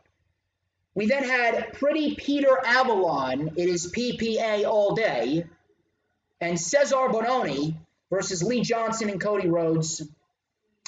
This was a fairly standard tag team match, decent stuff, but it was fairly standard. Cesar Bononi with the reverse pump handle slam, he tried to wear down Cody. Cody fought back, tagged in Lee Johnson, he lit up Avalon with a nice neck breaker. A corkscrew tope con hero to Bononi. We then had a fisherman neck breaker dropping right on the knee of Lee Johnson to Avalon, but Bononi broke it up. Bononi and Cody, they brawled on the outside. Lee Johnson then rolled up Avalon, and Lee Johnson actually got the win. Yes, Lee Johnson, Cody allowed Lee Johnson to get the win here, and Lee Johnson got the win for his team, his first victory in AEW to date. He was interviewed afterwards, and he says, my trainers showed me that if you do the work, it pays off. The Rhodes family is my family, and they did this for me. Lee Johnson, let me tell you something. He is only 22 years old, but he is excellent. Lee Johnson is excellent. And I do feel as though within the next few years, he's going to be a big star. He's going to be a major player. Lee Johnson has some big-time potential. Lee Johnson is very, very good at what he does. He's a great professional wrestler. So I see big things in the future of Lee Johnson. Pac versus Ryan Nemeth. I was actually concerned for this match because I actually feel as though they may have oversaturated the show a little bit. I feel as though they may have oversaturated the show just a little bit, but apparently they actually found time for everything on the show. So Pac won with the Brutalizer, and that was pretty much that. Pac, like I said, Pac is going to be your new TNT champion by Double or Nothing. Him versus Darby is going to be a major, major matchup that I'm looking forward to, and I'm pretty sure a lot of people are looking forward to that as well. Why we still only have 17 likes is beyond me. I'm wondering where Jay Leto is. I thought that Jay Leto would have been here a little sooner. But regardless of that,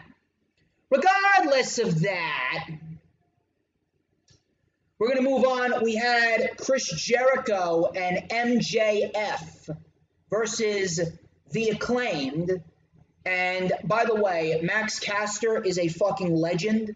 I don't give a shit what anyone says. Max Caster is a heat magnet. He is an absolute heat magnet. Max Caster, when the crowd comes back, when full-time crowds are back and they're touring again, I'm telling you right now, the Acclaimed are going to be fucking over as heels. He was bringing up MJF's background of singing because he was a childhood singer, I believe. So that was pretty funny. The match was pretty standard, really nothing too crazy. Bowens looked good here and there. They went for a claim to fame, but they were Hager got involved, and Hager shoved him off the apron. Jericho hit the Judas effect, and MJF and Jericho won. Pretty standard tag team match, but what was important was what happened after. Sammy Guevara came out, and Chris was like, what's going on? You know, you smash his phone and then you punch him in the gut. What happened? What's the problem? Sammy goes, Chris, I told you on December 9th, 2020, if one more thing happened with him, then I was done. And I'm here to tell you that I'm done. So Jericho's like, done? Well, what do you mean you're done? I mean, I'm done. I mean, I quit the Inner Circle. Yes, this is not a drill. Sammy Guevara quit the Inner Circle, and MJF's reaction was priceless. He didn't give a shit. MJF was just looking at him like, he didn't care. MJF didn't give a shit, and I fucking love it. It's great. Sammy Guevara, and this is what I love about this shit. This is what I love about this storyline. Sammy Guevara was correct about MJF the entire time. And MJF revealed his true intentions to Sammy Guevara because he knew that Sammy Guevara would leave the Inner Circle. And I genuinely believe that Sammy Guevara was just made into a babyface. I'm not even bullshitting. Sammy Guevara was made into a babyface. I didn't think that I could see Sammy Guevara as a babyface. I really didn't. I didn't see Sammy Guevara as a babyface because Sammy Guevara is a young, cocky, confident, pretty boy. So how can you see that as a babyface?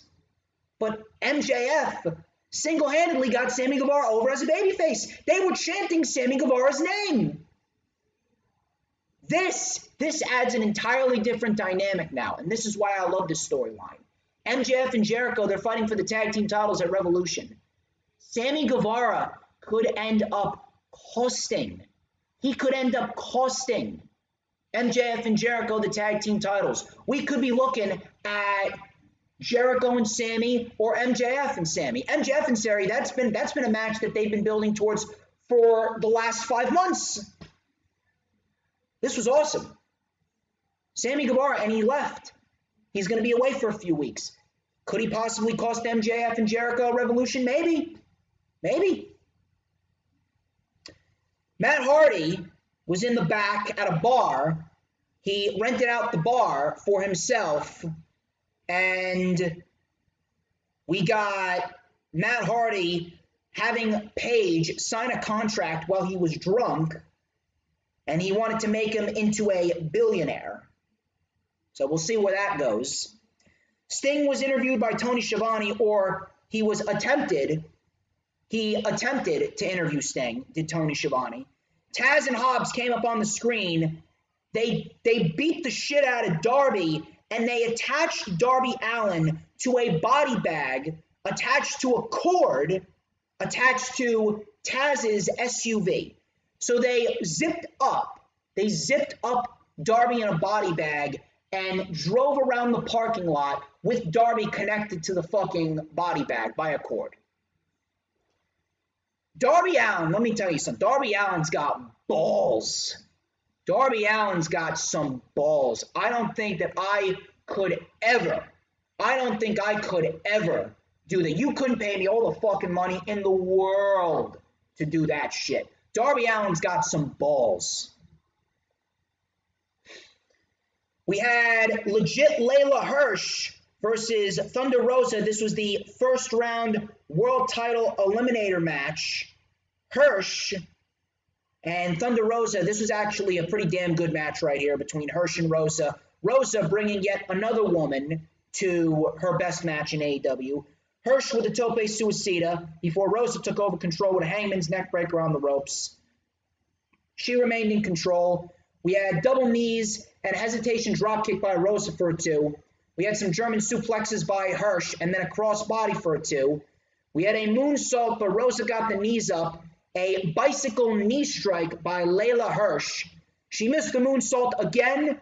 Rosa, but she actually got caught in an armbar, did Rosa. Rosa was able to fight out of it, and she hit the next stop driver, or the Thunder driver, for the win. And Rosa advances in the World Title Eliminator Tournament. This was a damn good match right here. Very, very, very pleased to see Thunder Rosa and Layla Hirsch do what they do. This went about 9-10 minutes. Damn good women's wrestling right here. Thunder Rosa yet again having the best match of the night for the women. Monday, we got the Japanese side of the World Title Eliminator starting, which I will be covering. I will be watching that. Next week, we got FTR versus Matt and Mike Sydal. We got Eddie Kingston, the Butcher and the Blade versus Ray Phoenix, Jon Moxley, and Lance Archer. We got an 8-man tag with Chaos Project, the Hybrid 2, Private Party, Matt Hardy, and Adam Hangman Page. We got the Bucks versus Proud and Powerful. It's for the AEW World Tag Team titles. That's going to be a great fucking match. And then we also got Serena Deeb and Riho in the finals, or not the finals, the first round of the American side of the World Title Eliminator Tournament. Should be great. Main event, we got Kenny Omega and Kenta versus Lance Archer and Jon Moxley. This was a Falls Count Anywhere match. This was an excellent fucking brawl. Chaos all around. Beautifully booked. Very, very entertaining. I loved everything about it. This show was very well paced. It flowed very nicely, and everything got ample amount of time. So Kenta and Moxley had a face-off before Omega hit Moxley with a trash can. Archer then brought in a ladder. Moxley with a tope to Kenta, and Omega got tossed into the ladder. It looked fucking brutal. They brawled into the crowd. They actually got into Pretty Peter Avalon's bedspread. Kenny Omega got chokeslammed on the bedspread. Didn't really make too much sense because it looked soft, but it was actually wooden plates underneath. You brawled into the kitchen. Kenta DDT'd Moxley on the kitchen table. Archer hit Kenta with a box of potatoes. No joke. It literally, like, Kenta had Moxley in a crossface, and Archer just came in and hit Kenta with a fucking box of potatoes for no fucking reason. I actually got a kick out of that. So they brawled back into the ring. Moxley brought in a kendo stick. He started whipping Omega. Omega was able to hit the V-trigger to Moxley. Moxley then got laid out on the table. Kenta with a diving foot stomp onto Moxley, but the table did not break. So we had an I am the table moment, which looked brutal. Very, very brutal. We then had, what do we got? We got Archer and Omega facing off. That's a match I would love to see. Archer snapped the kendo stick that he had in half. He hit a choke slam and an old school moonsault for a 2. The Murder Hawk moonsault for a 2. The Good Brothers came out. Kenta got up, and he got dropped by Archer. Jake Roberts actually got into it. He mixed it up with Anderson. Moxley came in with a barbed wire baseball bat. He started taking out everyone. Mox got hit with the GTS. Archer got hit with the low blow. We had a magic killer and then a V-trigger. An assisted one-winged angel, and Omega and Kenta win. This was a fucking chaotic main event. Excellent stuff right here. Very, very, very entertaining stuff. And I love what they're doing with this Forbidden Door concept with New Japan and AEW. Moxley and Kenta, they got a match coming up. I'm pretty sure Moxley has his own shit to worry about with Omega. Moxley and Omega is more likely not the main event for Revolution. Things are going to be very, very interesting. I'm very, very, very much looking forward to seeing what they do come Revolution. Should be very, very fun. Overall, AEW was very, very good. Wasn't perfect, but it was very good. Let's check the chat. Big Fight Field. Joseph Conlin, how you doing? Be sure to hit that like button. Why do we still have 17 likes? We should have more. We should have more. I don't know why we don't have more likes over here. There should be a lot more likes in the stream. I mean, come on. Where's Matt Moody? Where's Matt Moody? Where's TM? Where's, who else? Where's Miss Wolf? I don't know where these people are. Come on. It's unbelievable. It's unbelievable how we only have 17 likes in the chat. It's not right. Where's Liam Robinson? Thought that Liam Robinson will be in here as well. I don't know. We're sharing out the stream a little bit more. You already hit that like button? There you go. Thank you, sir. Thank you, sir. Thank you for hitting that like button. I shared it out to a few more people. We should have... Yeah. I was just about to ask that question. I don't know where Earl is. Usually Mr. Earl Cole is here. Mr. Earl Cole is always here.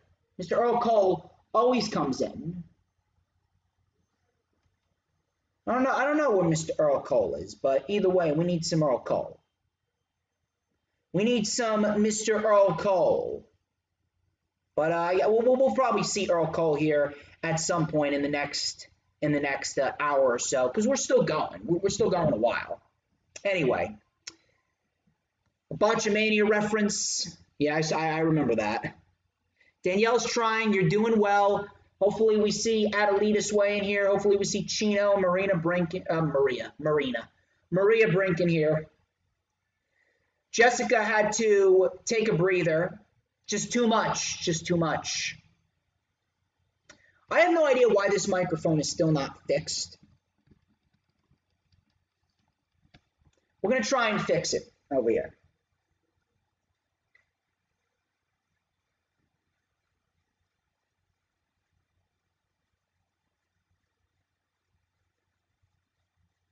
Boom. That would have been disastrous. What are you going to do? It's a live stream. Anything can happen. Very, very odd. Very, very odd indeed. Hello. I have no idea why this is not working.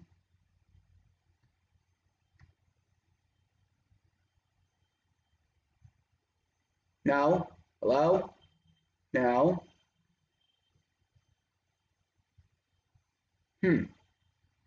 So weird. It says it's on. It says it's active. How about now? No? Is it active? Come on. Is it active now? No idea why. It's unbelievable. Chat's probably looking at me like I got 6 heads. You completely missed the Kacy rant. Chat's looking at me like I got 6 heads.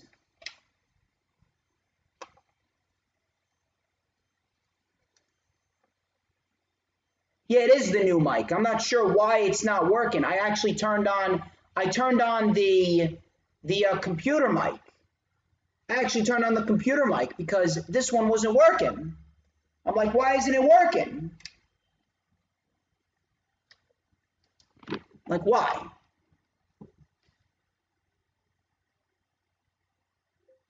Unbelievable. Unfucking believable.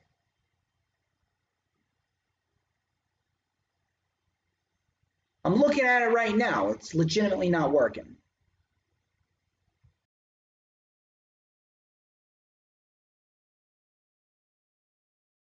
It's unreal. Look at this shit. Let's unplug this. Try it again. Still no. It's unreal. Look at this shit.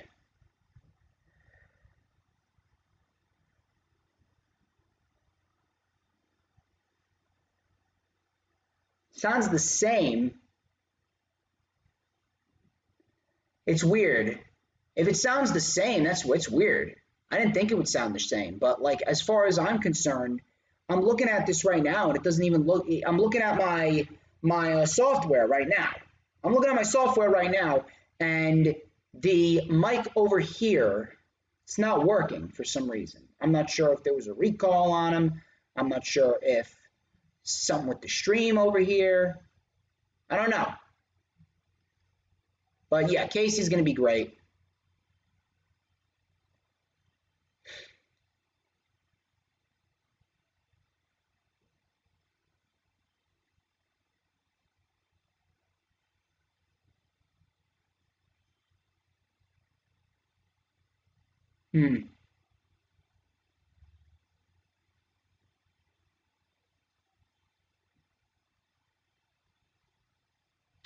Either way, can't really worry about that now.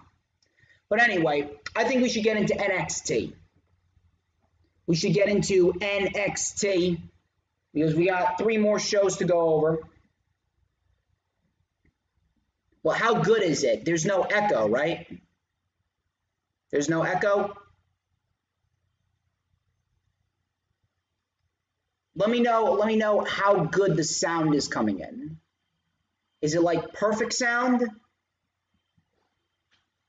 Okay, good. Then you're fine. Then we're fine. I'll figure it out at another date, but regardless, man, I've had this mic for 2 months. It's already broken?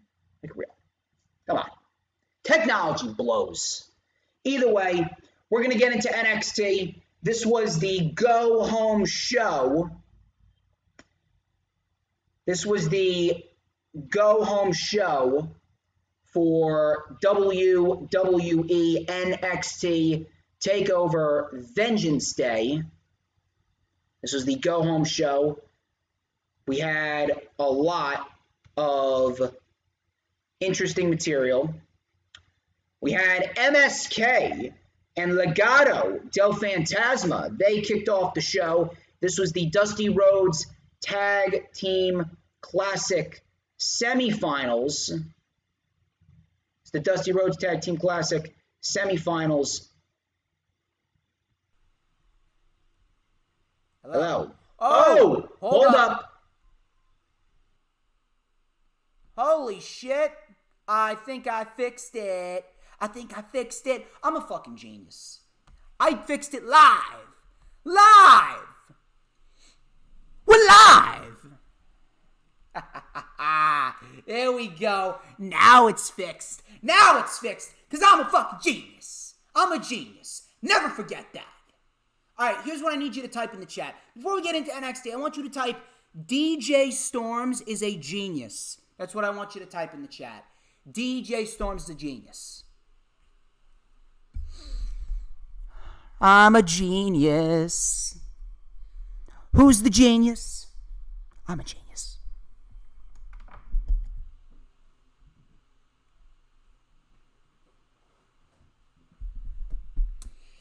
All right.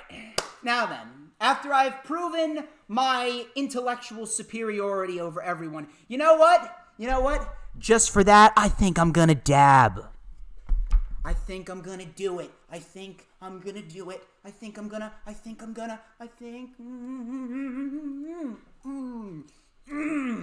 That deserves it. That deserved it.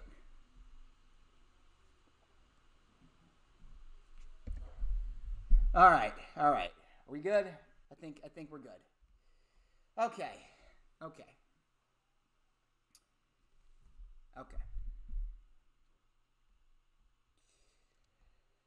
All right. Now then. NXT. Fixed it live. Anything can happen on a live stream. MSK versus Legado del Fantasma.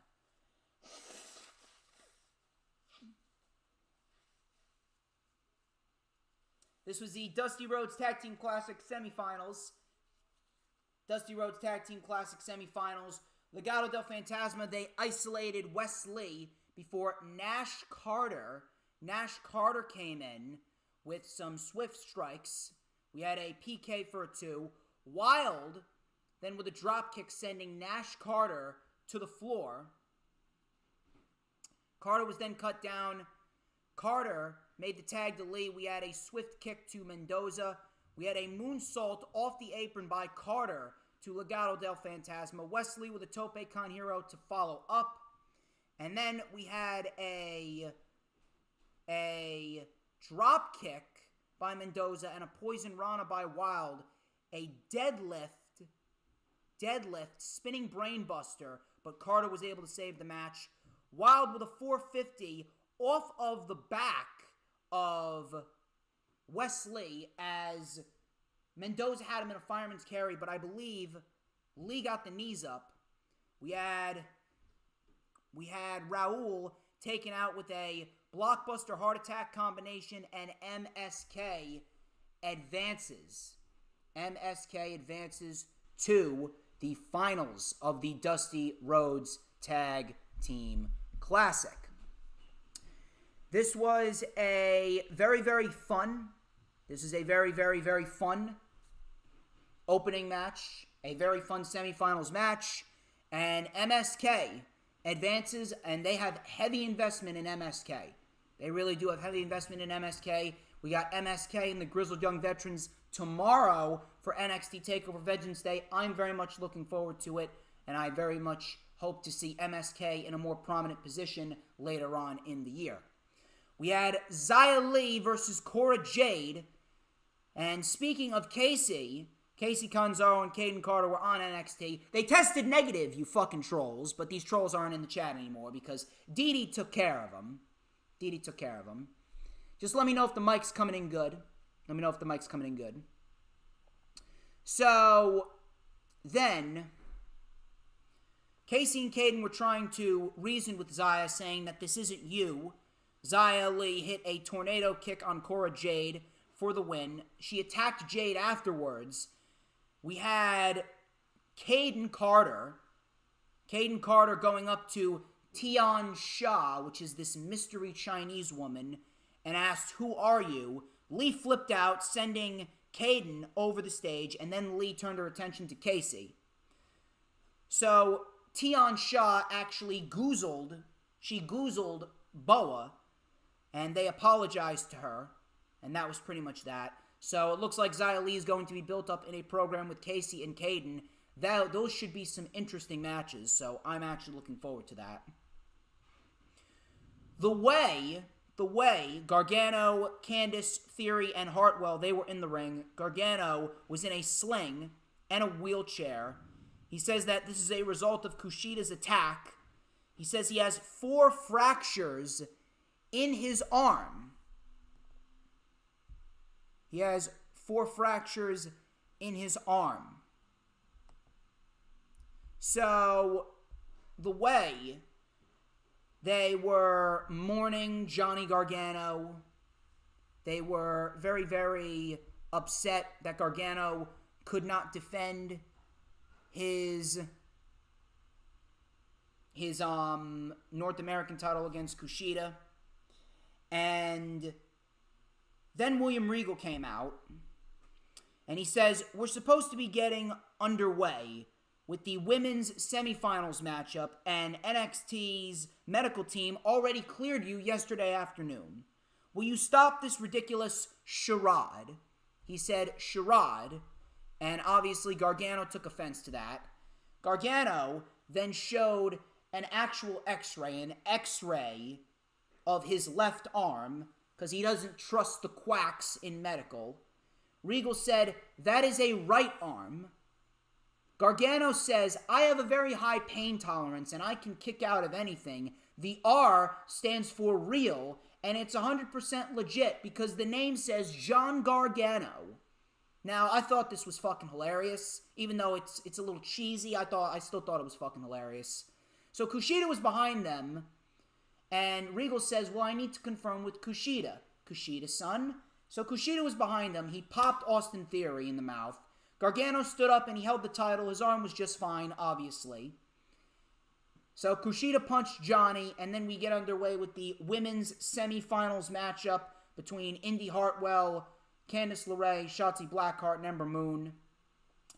Indy Hartwell was slightly better, but ultimately this wasn't really all that special. This really wasn't all that crazy. It was a decent match, but Candice, Shotzi, and Ember, they mainly had to carry the load.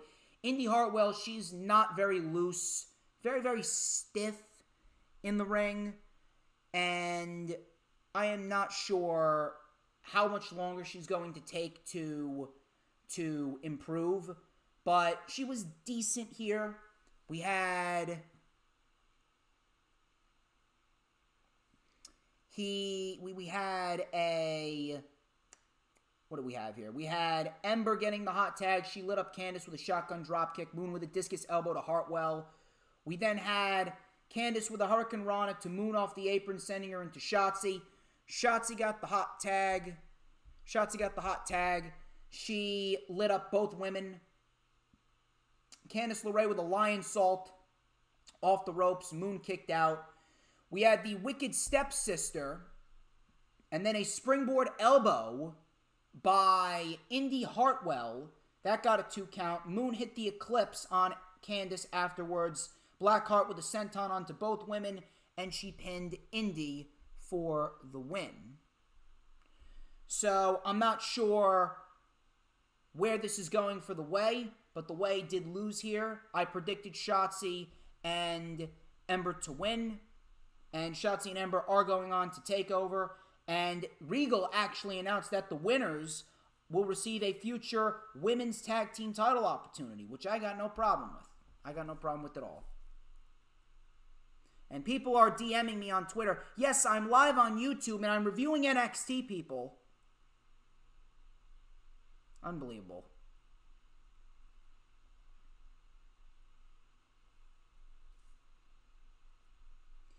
Unbelievable. So then we get Austin Theory versus Kushida. This match didn't really do anything. Gargano got involved. He caused the DQ. Kushida and Dexter Lumis ended up standing tall. So, apparently, Dexter Lumis, he's still going to be feuding with the Way, which I have no problem with. I'm just a little apprehensive that they're not going to follow through with Kushida and give him the title. And that's not right. It's not right. Karrion Kross versus Santos Escobar was confirmed for next week, which I don't know fucking why, because that is a terrible fucking idea. There is no fucking reason why you need to sacrifice a great wrestler, a great individual in Santos Escobar just to build up Karrion Kross to fight Finn Balor. You can absolutely build up Karrion Kross in a different manner where you don't have to sacrifice someone like a Santos Escobar, who is the NXT Cruiserweight Champion, by the way. What the fuck do I know? Oh, don't worry, Cool King. We're talking about him next. Cameron Grimes returned. He actually pulled up in a very nice car, and he was handing out cash. He was wearing a Rolex. He was wearing glasses. So he says, "I'm back." He goes, "I had some downtime, and in that downtime, I didn't just train. I got into some video games, and they're pretty freaking cool. I went to GameStop, and I opened those doors, and those lights, they just hit a little different. And now, Cameron Grimes is parabolking." I think he said parabolking. Was it parabolic or parabolkin or however the fuck he pronounced it? He said it was a para something. I don't know. I don't know. I actually can't even read my own fucking handwriting, but the accent really does get to me with Cameron Grimes. It was probably what was it? Parabolkin, probably. Parabolkin, something about that. But he says, "That means I'm going to the moon." So he says, "I got so much money, it's not even funny. And I even invested in Dogcoin. And I'm so rich that you can kiss my grits." So he was saying, "Kiss my grits." He was saying, "Kiss my grits." He's like, "Regal, you want me to fight Dexter Lumis? You can kiss my grits." So he threw all the money in the air, and he started doing a snow angel with it. So I don't know where this is going. I really don't know where this is going. I'm not sure how much I can get behind this. I'm not sure where this is going, but it was actually pretty fucking funny. I'm not gonna lie. And normally I would shit all over this because it has that main roster influence on it. It has that main roster taste to it. It has that main roster taste to it, but Cameron Grimes is just so funny. Cameron Grimes is he's just naturally funny that I feel as though he can make anything work. I feel as though he could legitimately make anything work. So I actually didn't even mind this. Cameron Grimes is fucking hilarious. I don't know where this is going. I'd like to see where this is going, but I don't know. Let's see.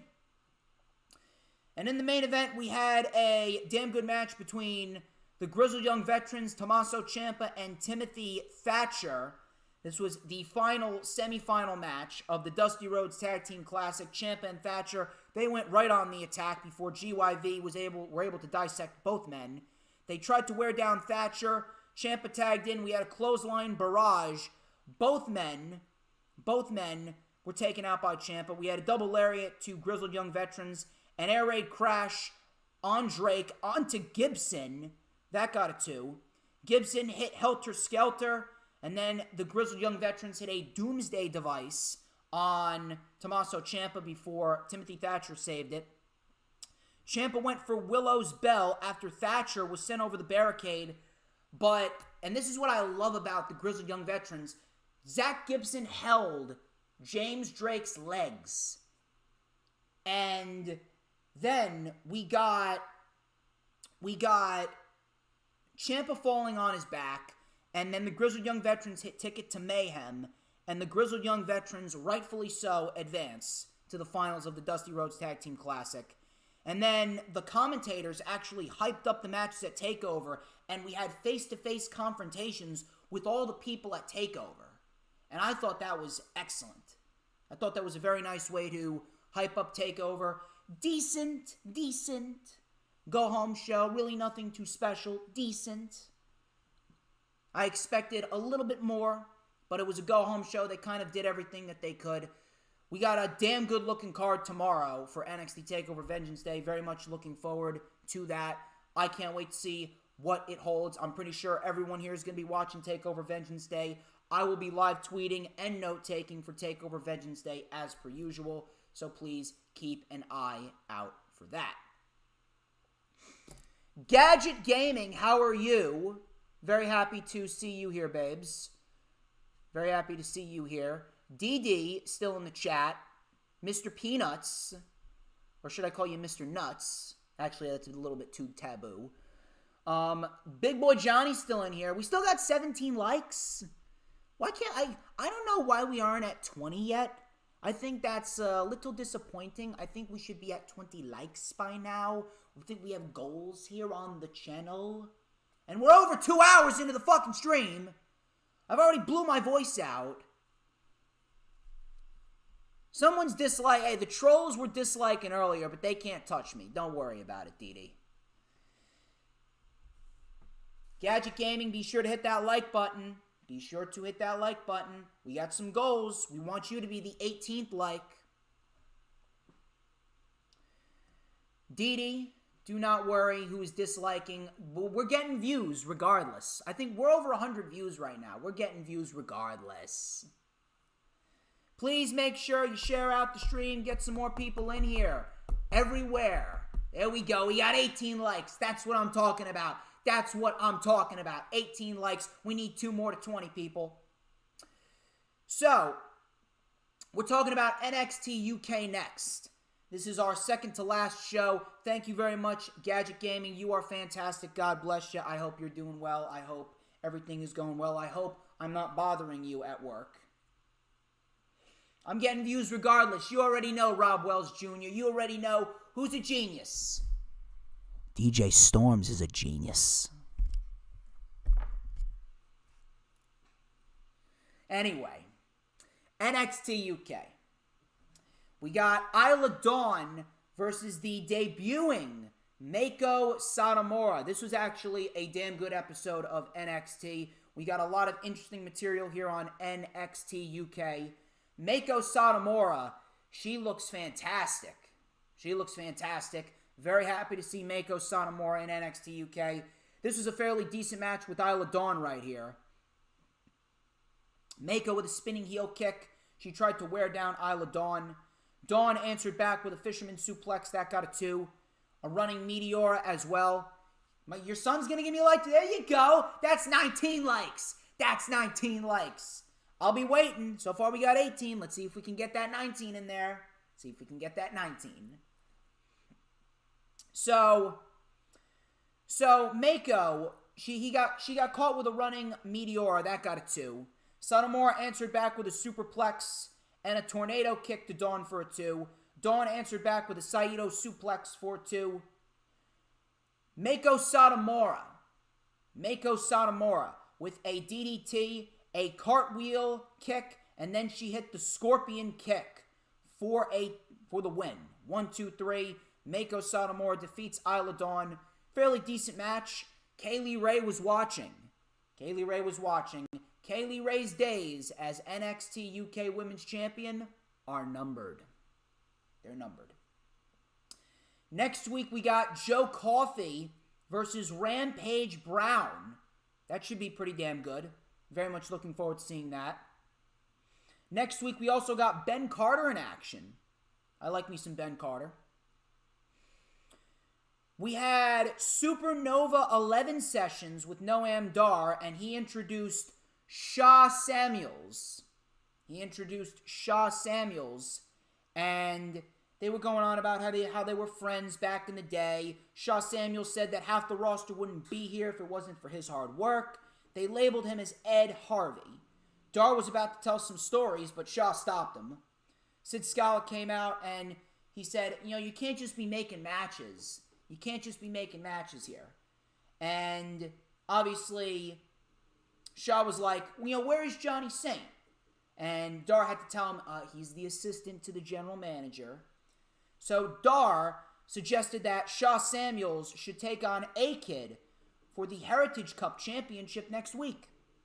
And Sid said he'll take it under consideration. That was it. I actually don't mind. I don't mind Supernova 11 sessions.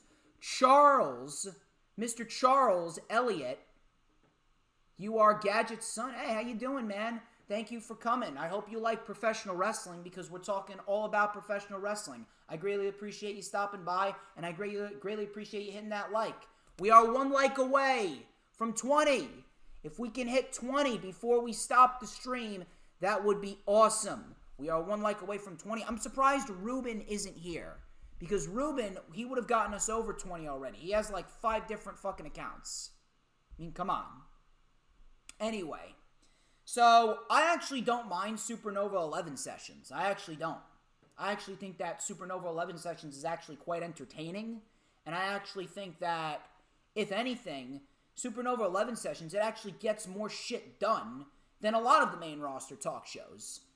So, we get Shaw Samuels versus A-Kid next week for the Heritage Cup Trophy. So, it's Shaw Samuels versus A-Kid Heritage Cup Trophy. We got Joe Coffey and Rampage Brown. And we got Ben Carter in action. I can't really complain about that. And then we had Amal versus Piper Niven. Joseph Connors came out to distract Niven, but Piper ended up winning with the Piper Driver. I'm not really sure where this partnership is going. In 2 weeks, we got Gallus versus Pretty Deadly for the NXT UK Tag Team Championship. Should be interesting. He's only 8. Well, I get a little ruthless here. There's a lot of cursing. Hopefully he doesn't mind. Very, very, very happy to have you as a supporter. And please, if you haven't already done so, hit the subscribe button. Hit the subscribe button. Turn on that bell for all notifications. We will have another video coming up in a few days, either on Monday or Tuesday. You are not going to want to miss it. You are not going to want to miss a single moment of it. Hit that subscribe button. Come on. Hit that subscribe button. So, the main event. Main event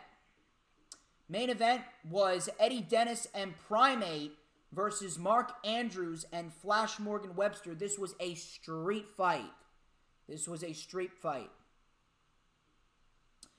So, Andrews and Webster, they actually took out Wild Boar early. They took out Wild Boar early to try and even the odds, and Eddie Dennis actually had to take Wild Boar's place. So Eddie Dennis took Wild Boar's place. Dennis and Primate actually attacked Webster and Andrews before the match even began. They brawled into the ring. The match officially started, and Dennis whipped Flash Morgan Webster with his belt. Webster was neutralized until Andrews Andrews, I don't know where Andrews came from. Andrews was on top of a platform above the BTE Sports Center, and he did a fucking moonsault off of the top of the BTE Sports Center, 20 feet in the air, taking out all 3 men. It was absolutely fucking crazy. Mark Andrews, he's got some real balls. So they brawled into the ring.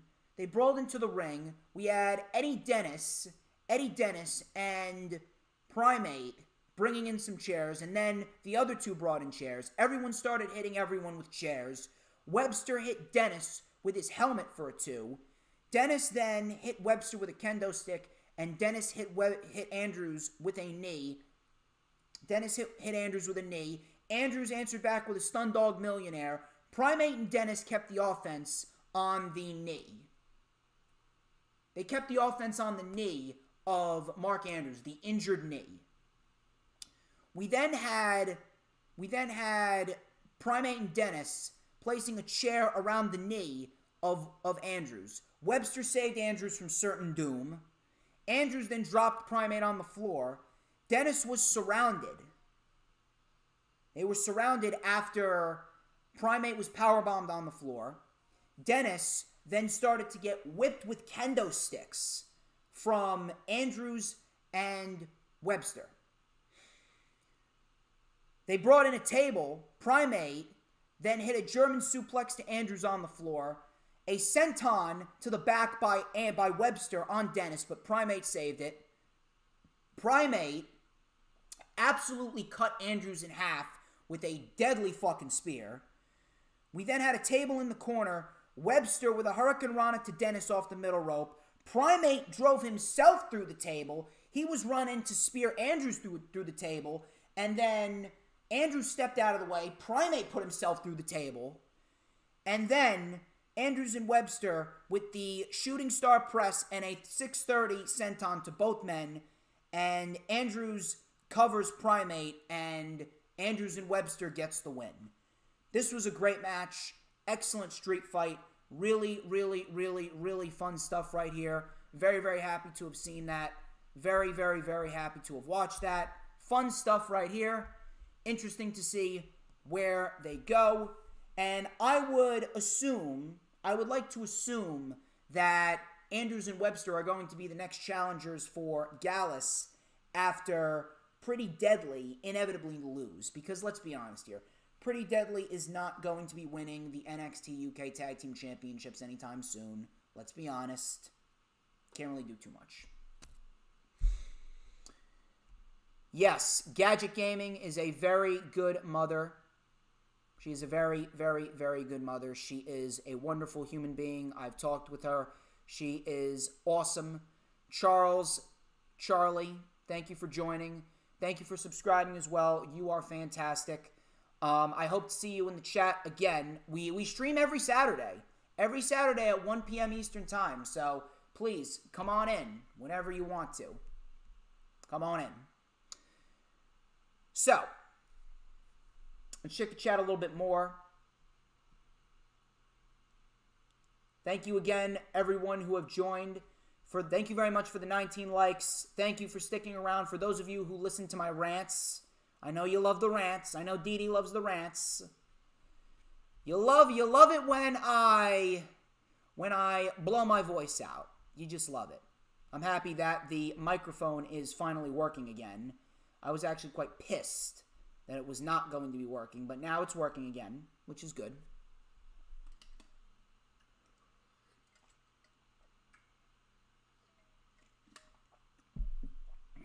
Let us get into SmackDown. I think it's time that we dissect SmackDown. And this is the final show that we will be dissecting, and then we will be getting out of here. And I am going over to my grandmother's because I am going to eat some Chinese food afterwards. And some Chinese food, Get some Chinese food? Yeah. I love me some Chinese food. I love the dumplings. Love me that lo mein. That fried rice. Those egg rolls. Am I making you hungry? Charles, your mother is an awesome mom. I'm telling you, you are going to be something. I'm telling you, Charles, you are going to be something good. You're going to be something great in this world because of her. So, SmackDown.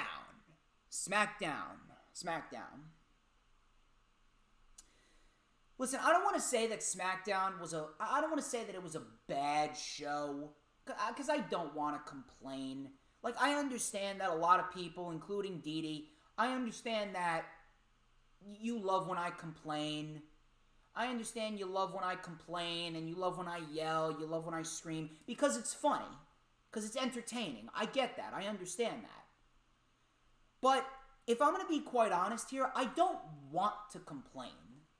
I don't want to come on here. I don't want to blow my voice out. I don't want to rant. I don't want to yell. I don't want to bitch. I don't want to moan. I don't want to scream like a banshee. I don't want to scream like I'm a raging lunatic that belongs in a mental hospital. I don't want to do that. I don't. I don't think there's any normal person that wants to sit here and rant and rave and complain. Nobody wants to do that.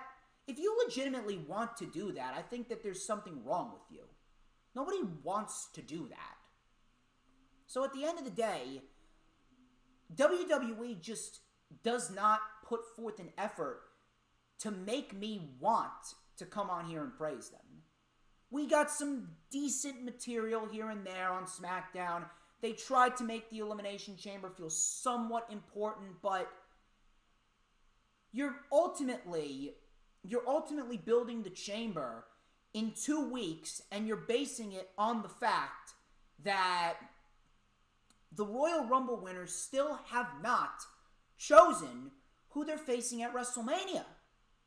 So I don't understand why you aren't putting forth qualifying matches over the course of the next few weeks to see who is going to face off in the Chamber. Why didn't you just have Edge and Bianca announce who they're going to face immediately after the Rumble? It would have made for a much better schedule and a much better build for the Elimination Chamber pay-per-view itself. So I don't understand really what you're doing. I'm not trying to say that the show was all bad, but as a whole, how can anyone care? You're literally throwing this shit together within 2 weeks. We're basing our interest on the Chamber off of what's on the card on the surface. We mainly need to rely on us watching the Chamber with no expectations after a shitty, lackluster build. And we need to base our excitement off of, is this going to be a good wrestling show? That's pretty much what we based our interest on with the Rumble. And the Rumble ended up turning out to be probably the best main roster pay-per-view in years. And now we have the Chamber. But WWE, they can't keep on doing that. You can't just expect people to watch just because, oh my God, we're WWE. So I don't understand why you didn't have Edge announce that he was going to choose the WWE champion, and then you could have had a number one... This Chamber match could have been a number one Contenders Elimination Chamber match to see who was going to face Roman at Mania. But instead, now it's who's going to face Roman. It's who's going to face Roman... Who's going to face Roman at the Chamber itself. I don't understand. I legitimately believe that they don't even know what they're doing. They don't even know what they're doing. They started off with Roman, Heyman, and Jay. Adam Pearce was in the ring.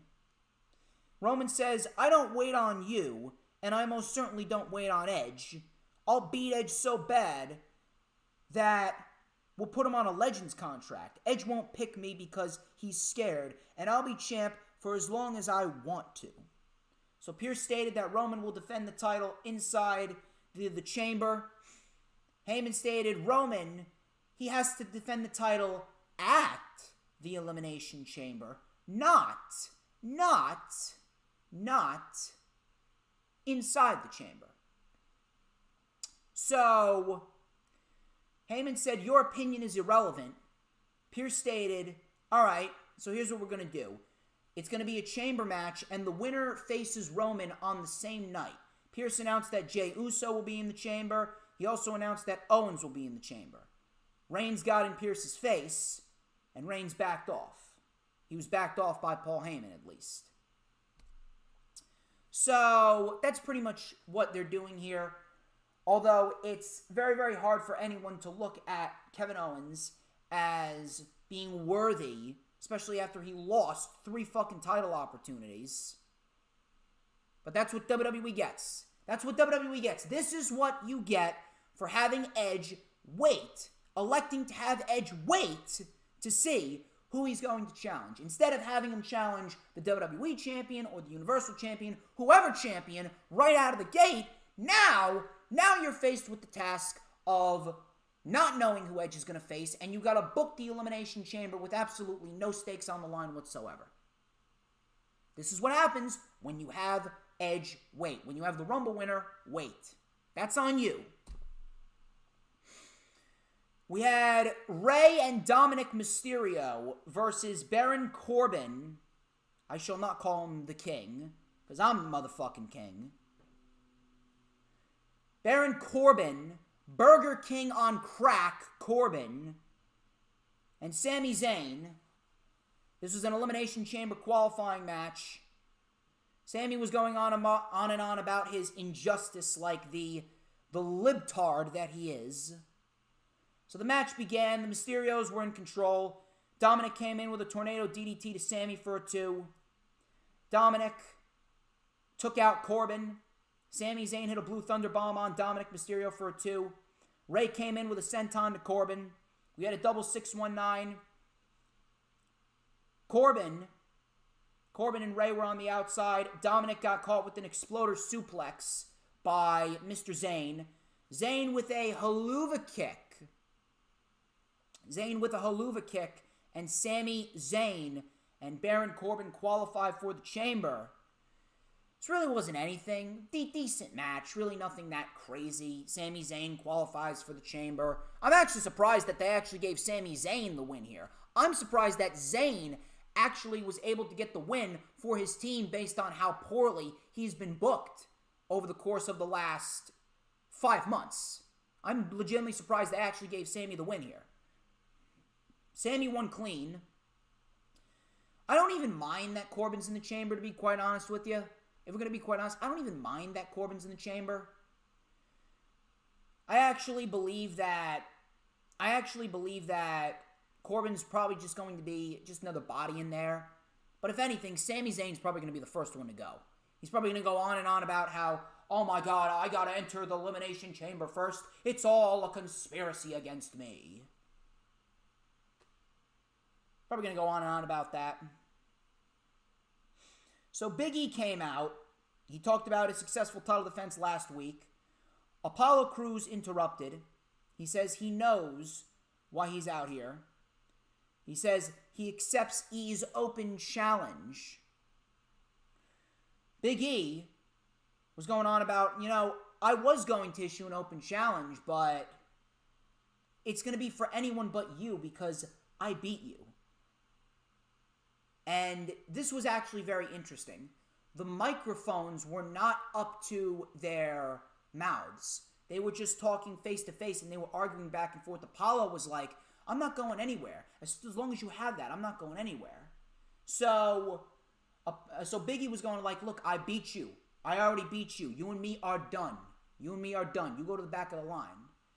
And Biggie took the microphone after a little back and forth and he goes, bring out my next challenger. And it was Shinsuke Nakamura. And the fact that he is not in the Chamber severely disappoints me. So he got an IC title match. Crews was on the outside, getting in Big E's face. Crews caused a disqualification by hitting a drop kick to Big E, and Crews ended up walking away. And Crews, he looks like he's still going to be in the title picture. So it looks like we could be getting a triple threat match. At the Chamber between Big E, Apollo Crews, and Shinsuke Nakamura, which I really wouldn't mind. I think that Big E is doing the Intercontinental title very, very well. I think that Big E is doing a very good job with the Intercontinental title, and I really do enjoy this storyline with Apollo. As far as the Elimination Chamber, whether Apollo wins or he loses, that's it for Apollo. Because, I mean, come on. Now it's starting to get repetitive like Kevin Owens. So the locker room came out to the ring, and they awaited the return of Seth Rollins. And he actually entered to Burn It Down. Yes, Burn It Down returned. And he entered with a new Titantron with the words "Embrace the Vision," which I actually liked. And Rollins, he came out wearing a leather suit. He was wearing a black leather suit and a black leather tie. Everything was leather. Reminded me of a fucking SNL skit. You know that SNL skit with Jimmy Fallon? The leather. That's what it reminded me of. And he looks pretty damn good in a leather suit, I will say. He's an idiot. He's an absolute idiot, is Seth Rollins. He's an idiot. But he looks good in a leather suit. So, he says it feels good to be back. He says it just feels right. I have become a parent. I have become a father to a perfect baby girl, and I have a new vision. I look around the ring and I see the most talented performers in the history of this industry. Where do I fit in? And he said the answer is quite simple. I am the great leader that the SmackDown roster needs to push it into the future and make it greater than it already is. So the people around the ring started walking away. And he says, all you have to do for a better SmackDown is embrace the vision. So he looked around the ring and everyone was gone but Cesaro.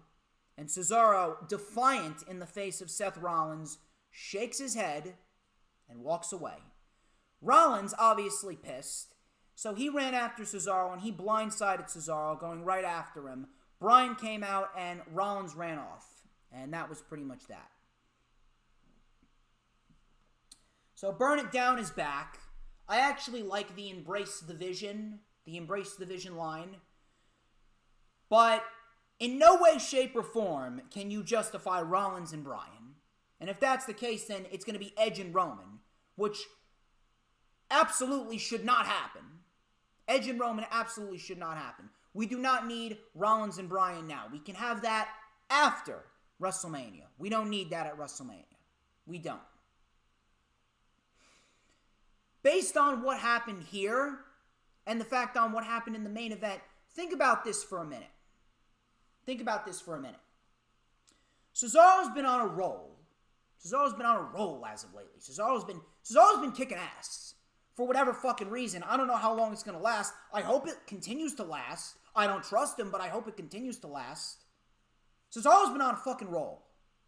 Cesaro's been kicking ass left and right. He's been beating everyone. And now he's in the chamber. If you want something for Rollins, why not give him Cesaro?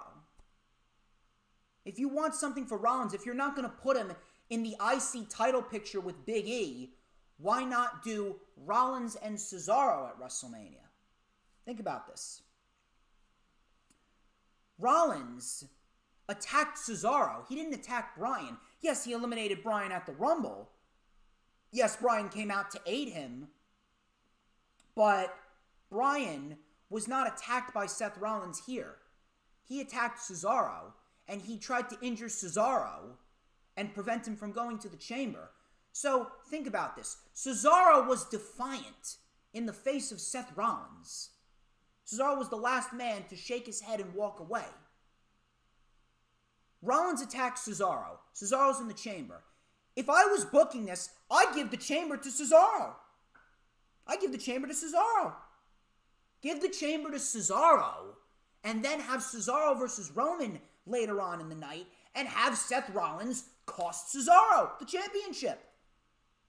Seth Rollins saw that Cesaro was defiant in the face of his vision.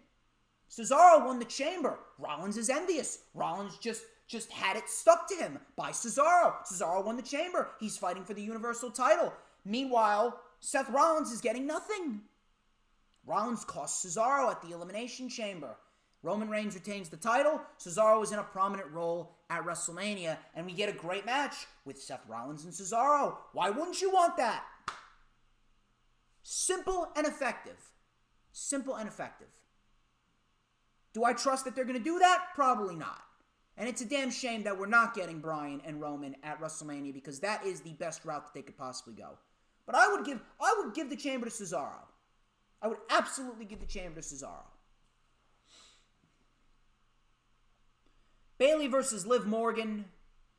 Morgan, she actually went flying face first into the barricade. She went flying off the steps like fucking Superman, face first into the barricade.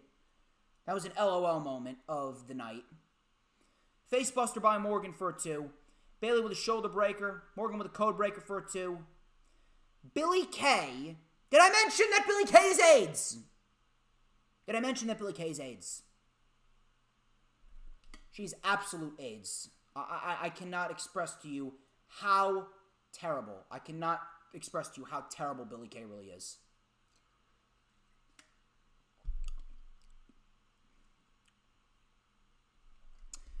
I scream because that's what I do, Charles. I scream because that's my gimmick. That's my gimmick. I also sell wristbands if you want one. They're free. So Billy came out to apologize to Riot. The ref was distracted like an idiot. Bayley hit a thumb to the eye in the rose plant for the win. I don't know what they're doing with Bayley. Bayley doesn't really need to be on WrestleMania. I'm not sure what's going on. I'm not sure if we're going to have a partnership with Billie Kay and Bayley. God, I hope not. But this storyline is absolutely fucking terrible. Not as terrible as the Charlotte Flair storyline, but still terrible. Street Profits versus Chad Gable and Otis. That's Otis, for everyone who is wondering. I say Otis. Chad Gable and Otis versus Montez Ford and Angelo Dawkins. This match went about 5 minutes, and, you know, I was saying last week how Chad Gable and Otis should be in undercard matches being built up to fight for the tag team titles. Now, here they are this week facing the Street Profits. Hey, Bruce Pritchard, where's my paycheck? I'm giving you ideas here every week on the Lightning Flash update. Where's my damn paycheck? Come on. I could use some money. I'm doing your job better than you.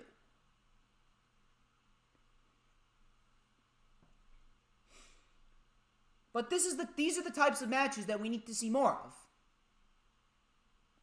We need to see more of these types of matches because these are the types of matches that is going to help establish momentum and credibility for everyone, not just tag teams. We need to see more of these matches. Build up talent. Street Profits got to win. Keep that going. Keep up their momentum and have them get a tag team title match down the line. It's not that hard. It's honest to God not that hard. This was actually a fairly decent match. I didn't mind this match at all. Matter of fact, I could have watched this match for another 10 minutes. So we had some swift back and forth counters in the beginning of the match. Street Profits kept Gable at bay. Otis got the tag. He lit up the Profits with a big exploder suplex to Dawson. The Caterpillar connected. Ford dropped Otis over the top. Street Profits ended up hitting the cash out for the win. And that was pretty much that. We need to see more of this. I don't know why we're not seeing more of this. I really don't. So Sasha Banks was on her way to the ring. Sasha Banks. Sasha. Makaze is one lucky dude. Sasha.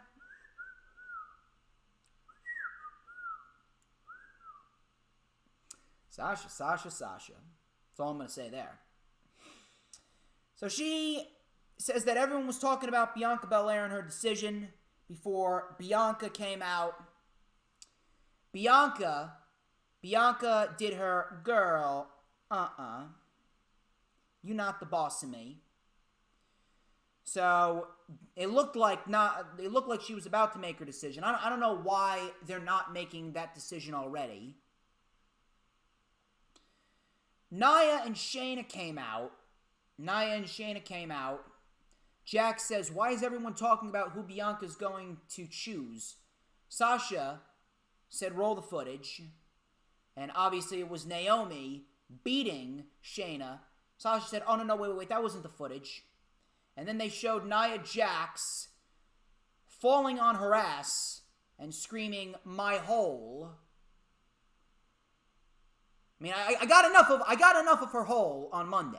I don't need to be reminded of her hole being injured. I'd much rather stare at her hole. So a brawl broke out. They tripped Nia on her ass again, and Nia injured her hole.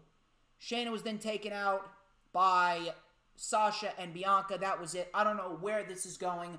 I would just have Bianca just fucking choose Sasha already. It's really becoming tiresome. It's really becoming just repetitive. Just choose the match and start building to it. You're really just drilling it down everyone's throats. Just have her choose and build towards the match. And then in the main event, we had another Elimination Chamber qualifying match. It was Dolph Ziggler and Robert Roode, the Dirty Dogs, versus Cesaro and Daniel Bryan. This was probably the best thing on the show. This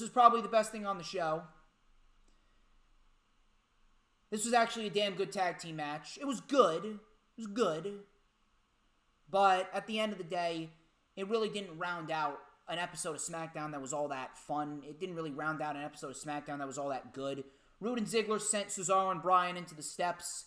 They remained in control for a little bit before Bryan was isolated. He had a missile dropkick. Roode tagged in. He had a spinebuster to Bryan for a 2. Cesaro tagged in. He lit up both men. Pop-up uppercut on Ziggler for a 2. Bryan with a running knee to Roode. We had a famouser by Dolph for a 2 on Cesaro. Cesaro with a backbreaker, a swing, and then a sharpshooter, and Dolph tapped.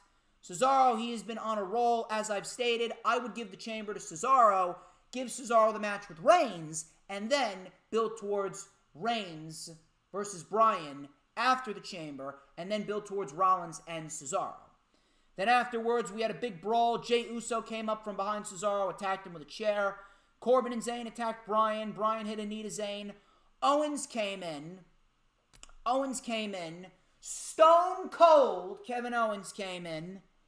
He hit a stunner to Corbin, a stunner to Jey, and a stunner to Cesaro, and he stared at the camera, and he said that Roman, I am not going anywhere. Danielle, Dee Gadget's name is Deborah. She is a wonderful woman. But that was pretty much SmackDown. Owens acting like Stone Cold Steve Austin again. And Kevin Owens is still in the chamber.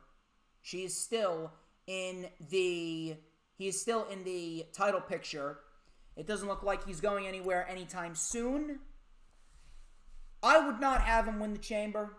I'm actually quite fearful that Bryan might win the chamber. Very, very, very fearful that Bryan might win the chamber.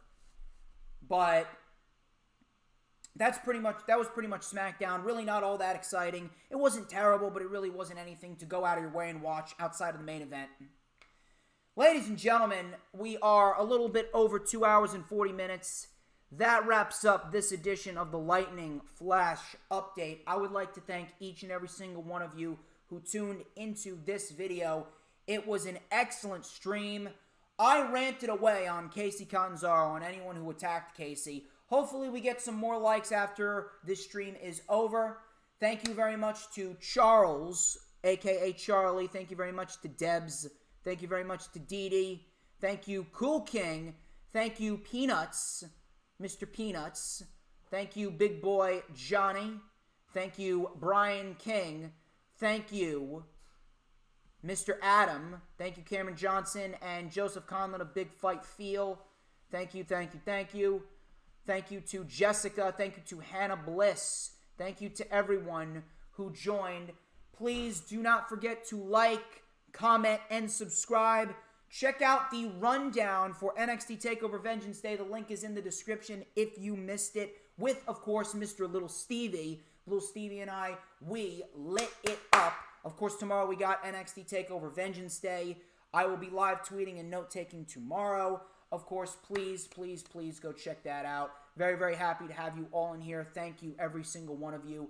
Thank you for supporting me. Thank you for all the likes, all the retweets, all the constant support. Thank you for sharing me out. Like, comment, subscribe. Check out all the links in the description. I will catch you tomorrow for NXT TakeOver Vengeance Day. And, of course, the rewind for TakeOver Vengeance Day.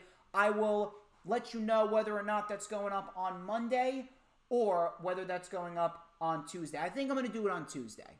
I think I'll do that on Tuesday around 1:30. 1:30 on Tuesday sounds like the plan. 1:30 p.m. or maybe 1 p.m. on Tuesday afternoon. You will see me right here on YouTube for the rewind for NXT TakeOver Vengeance Day. I will catch you guys later. I'm going over to my grandmother's to eat some Chinese food. Here's one more dab for you. And don't forget that DJ Storms is a genius. I will catch you guys later. Keep it real, and thank you all.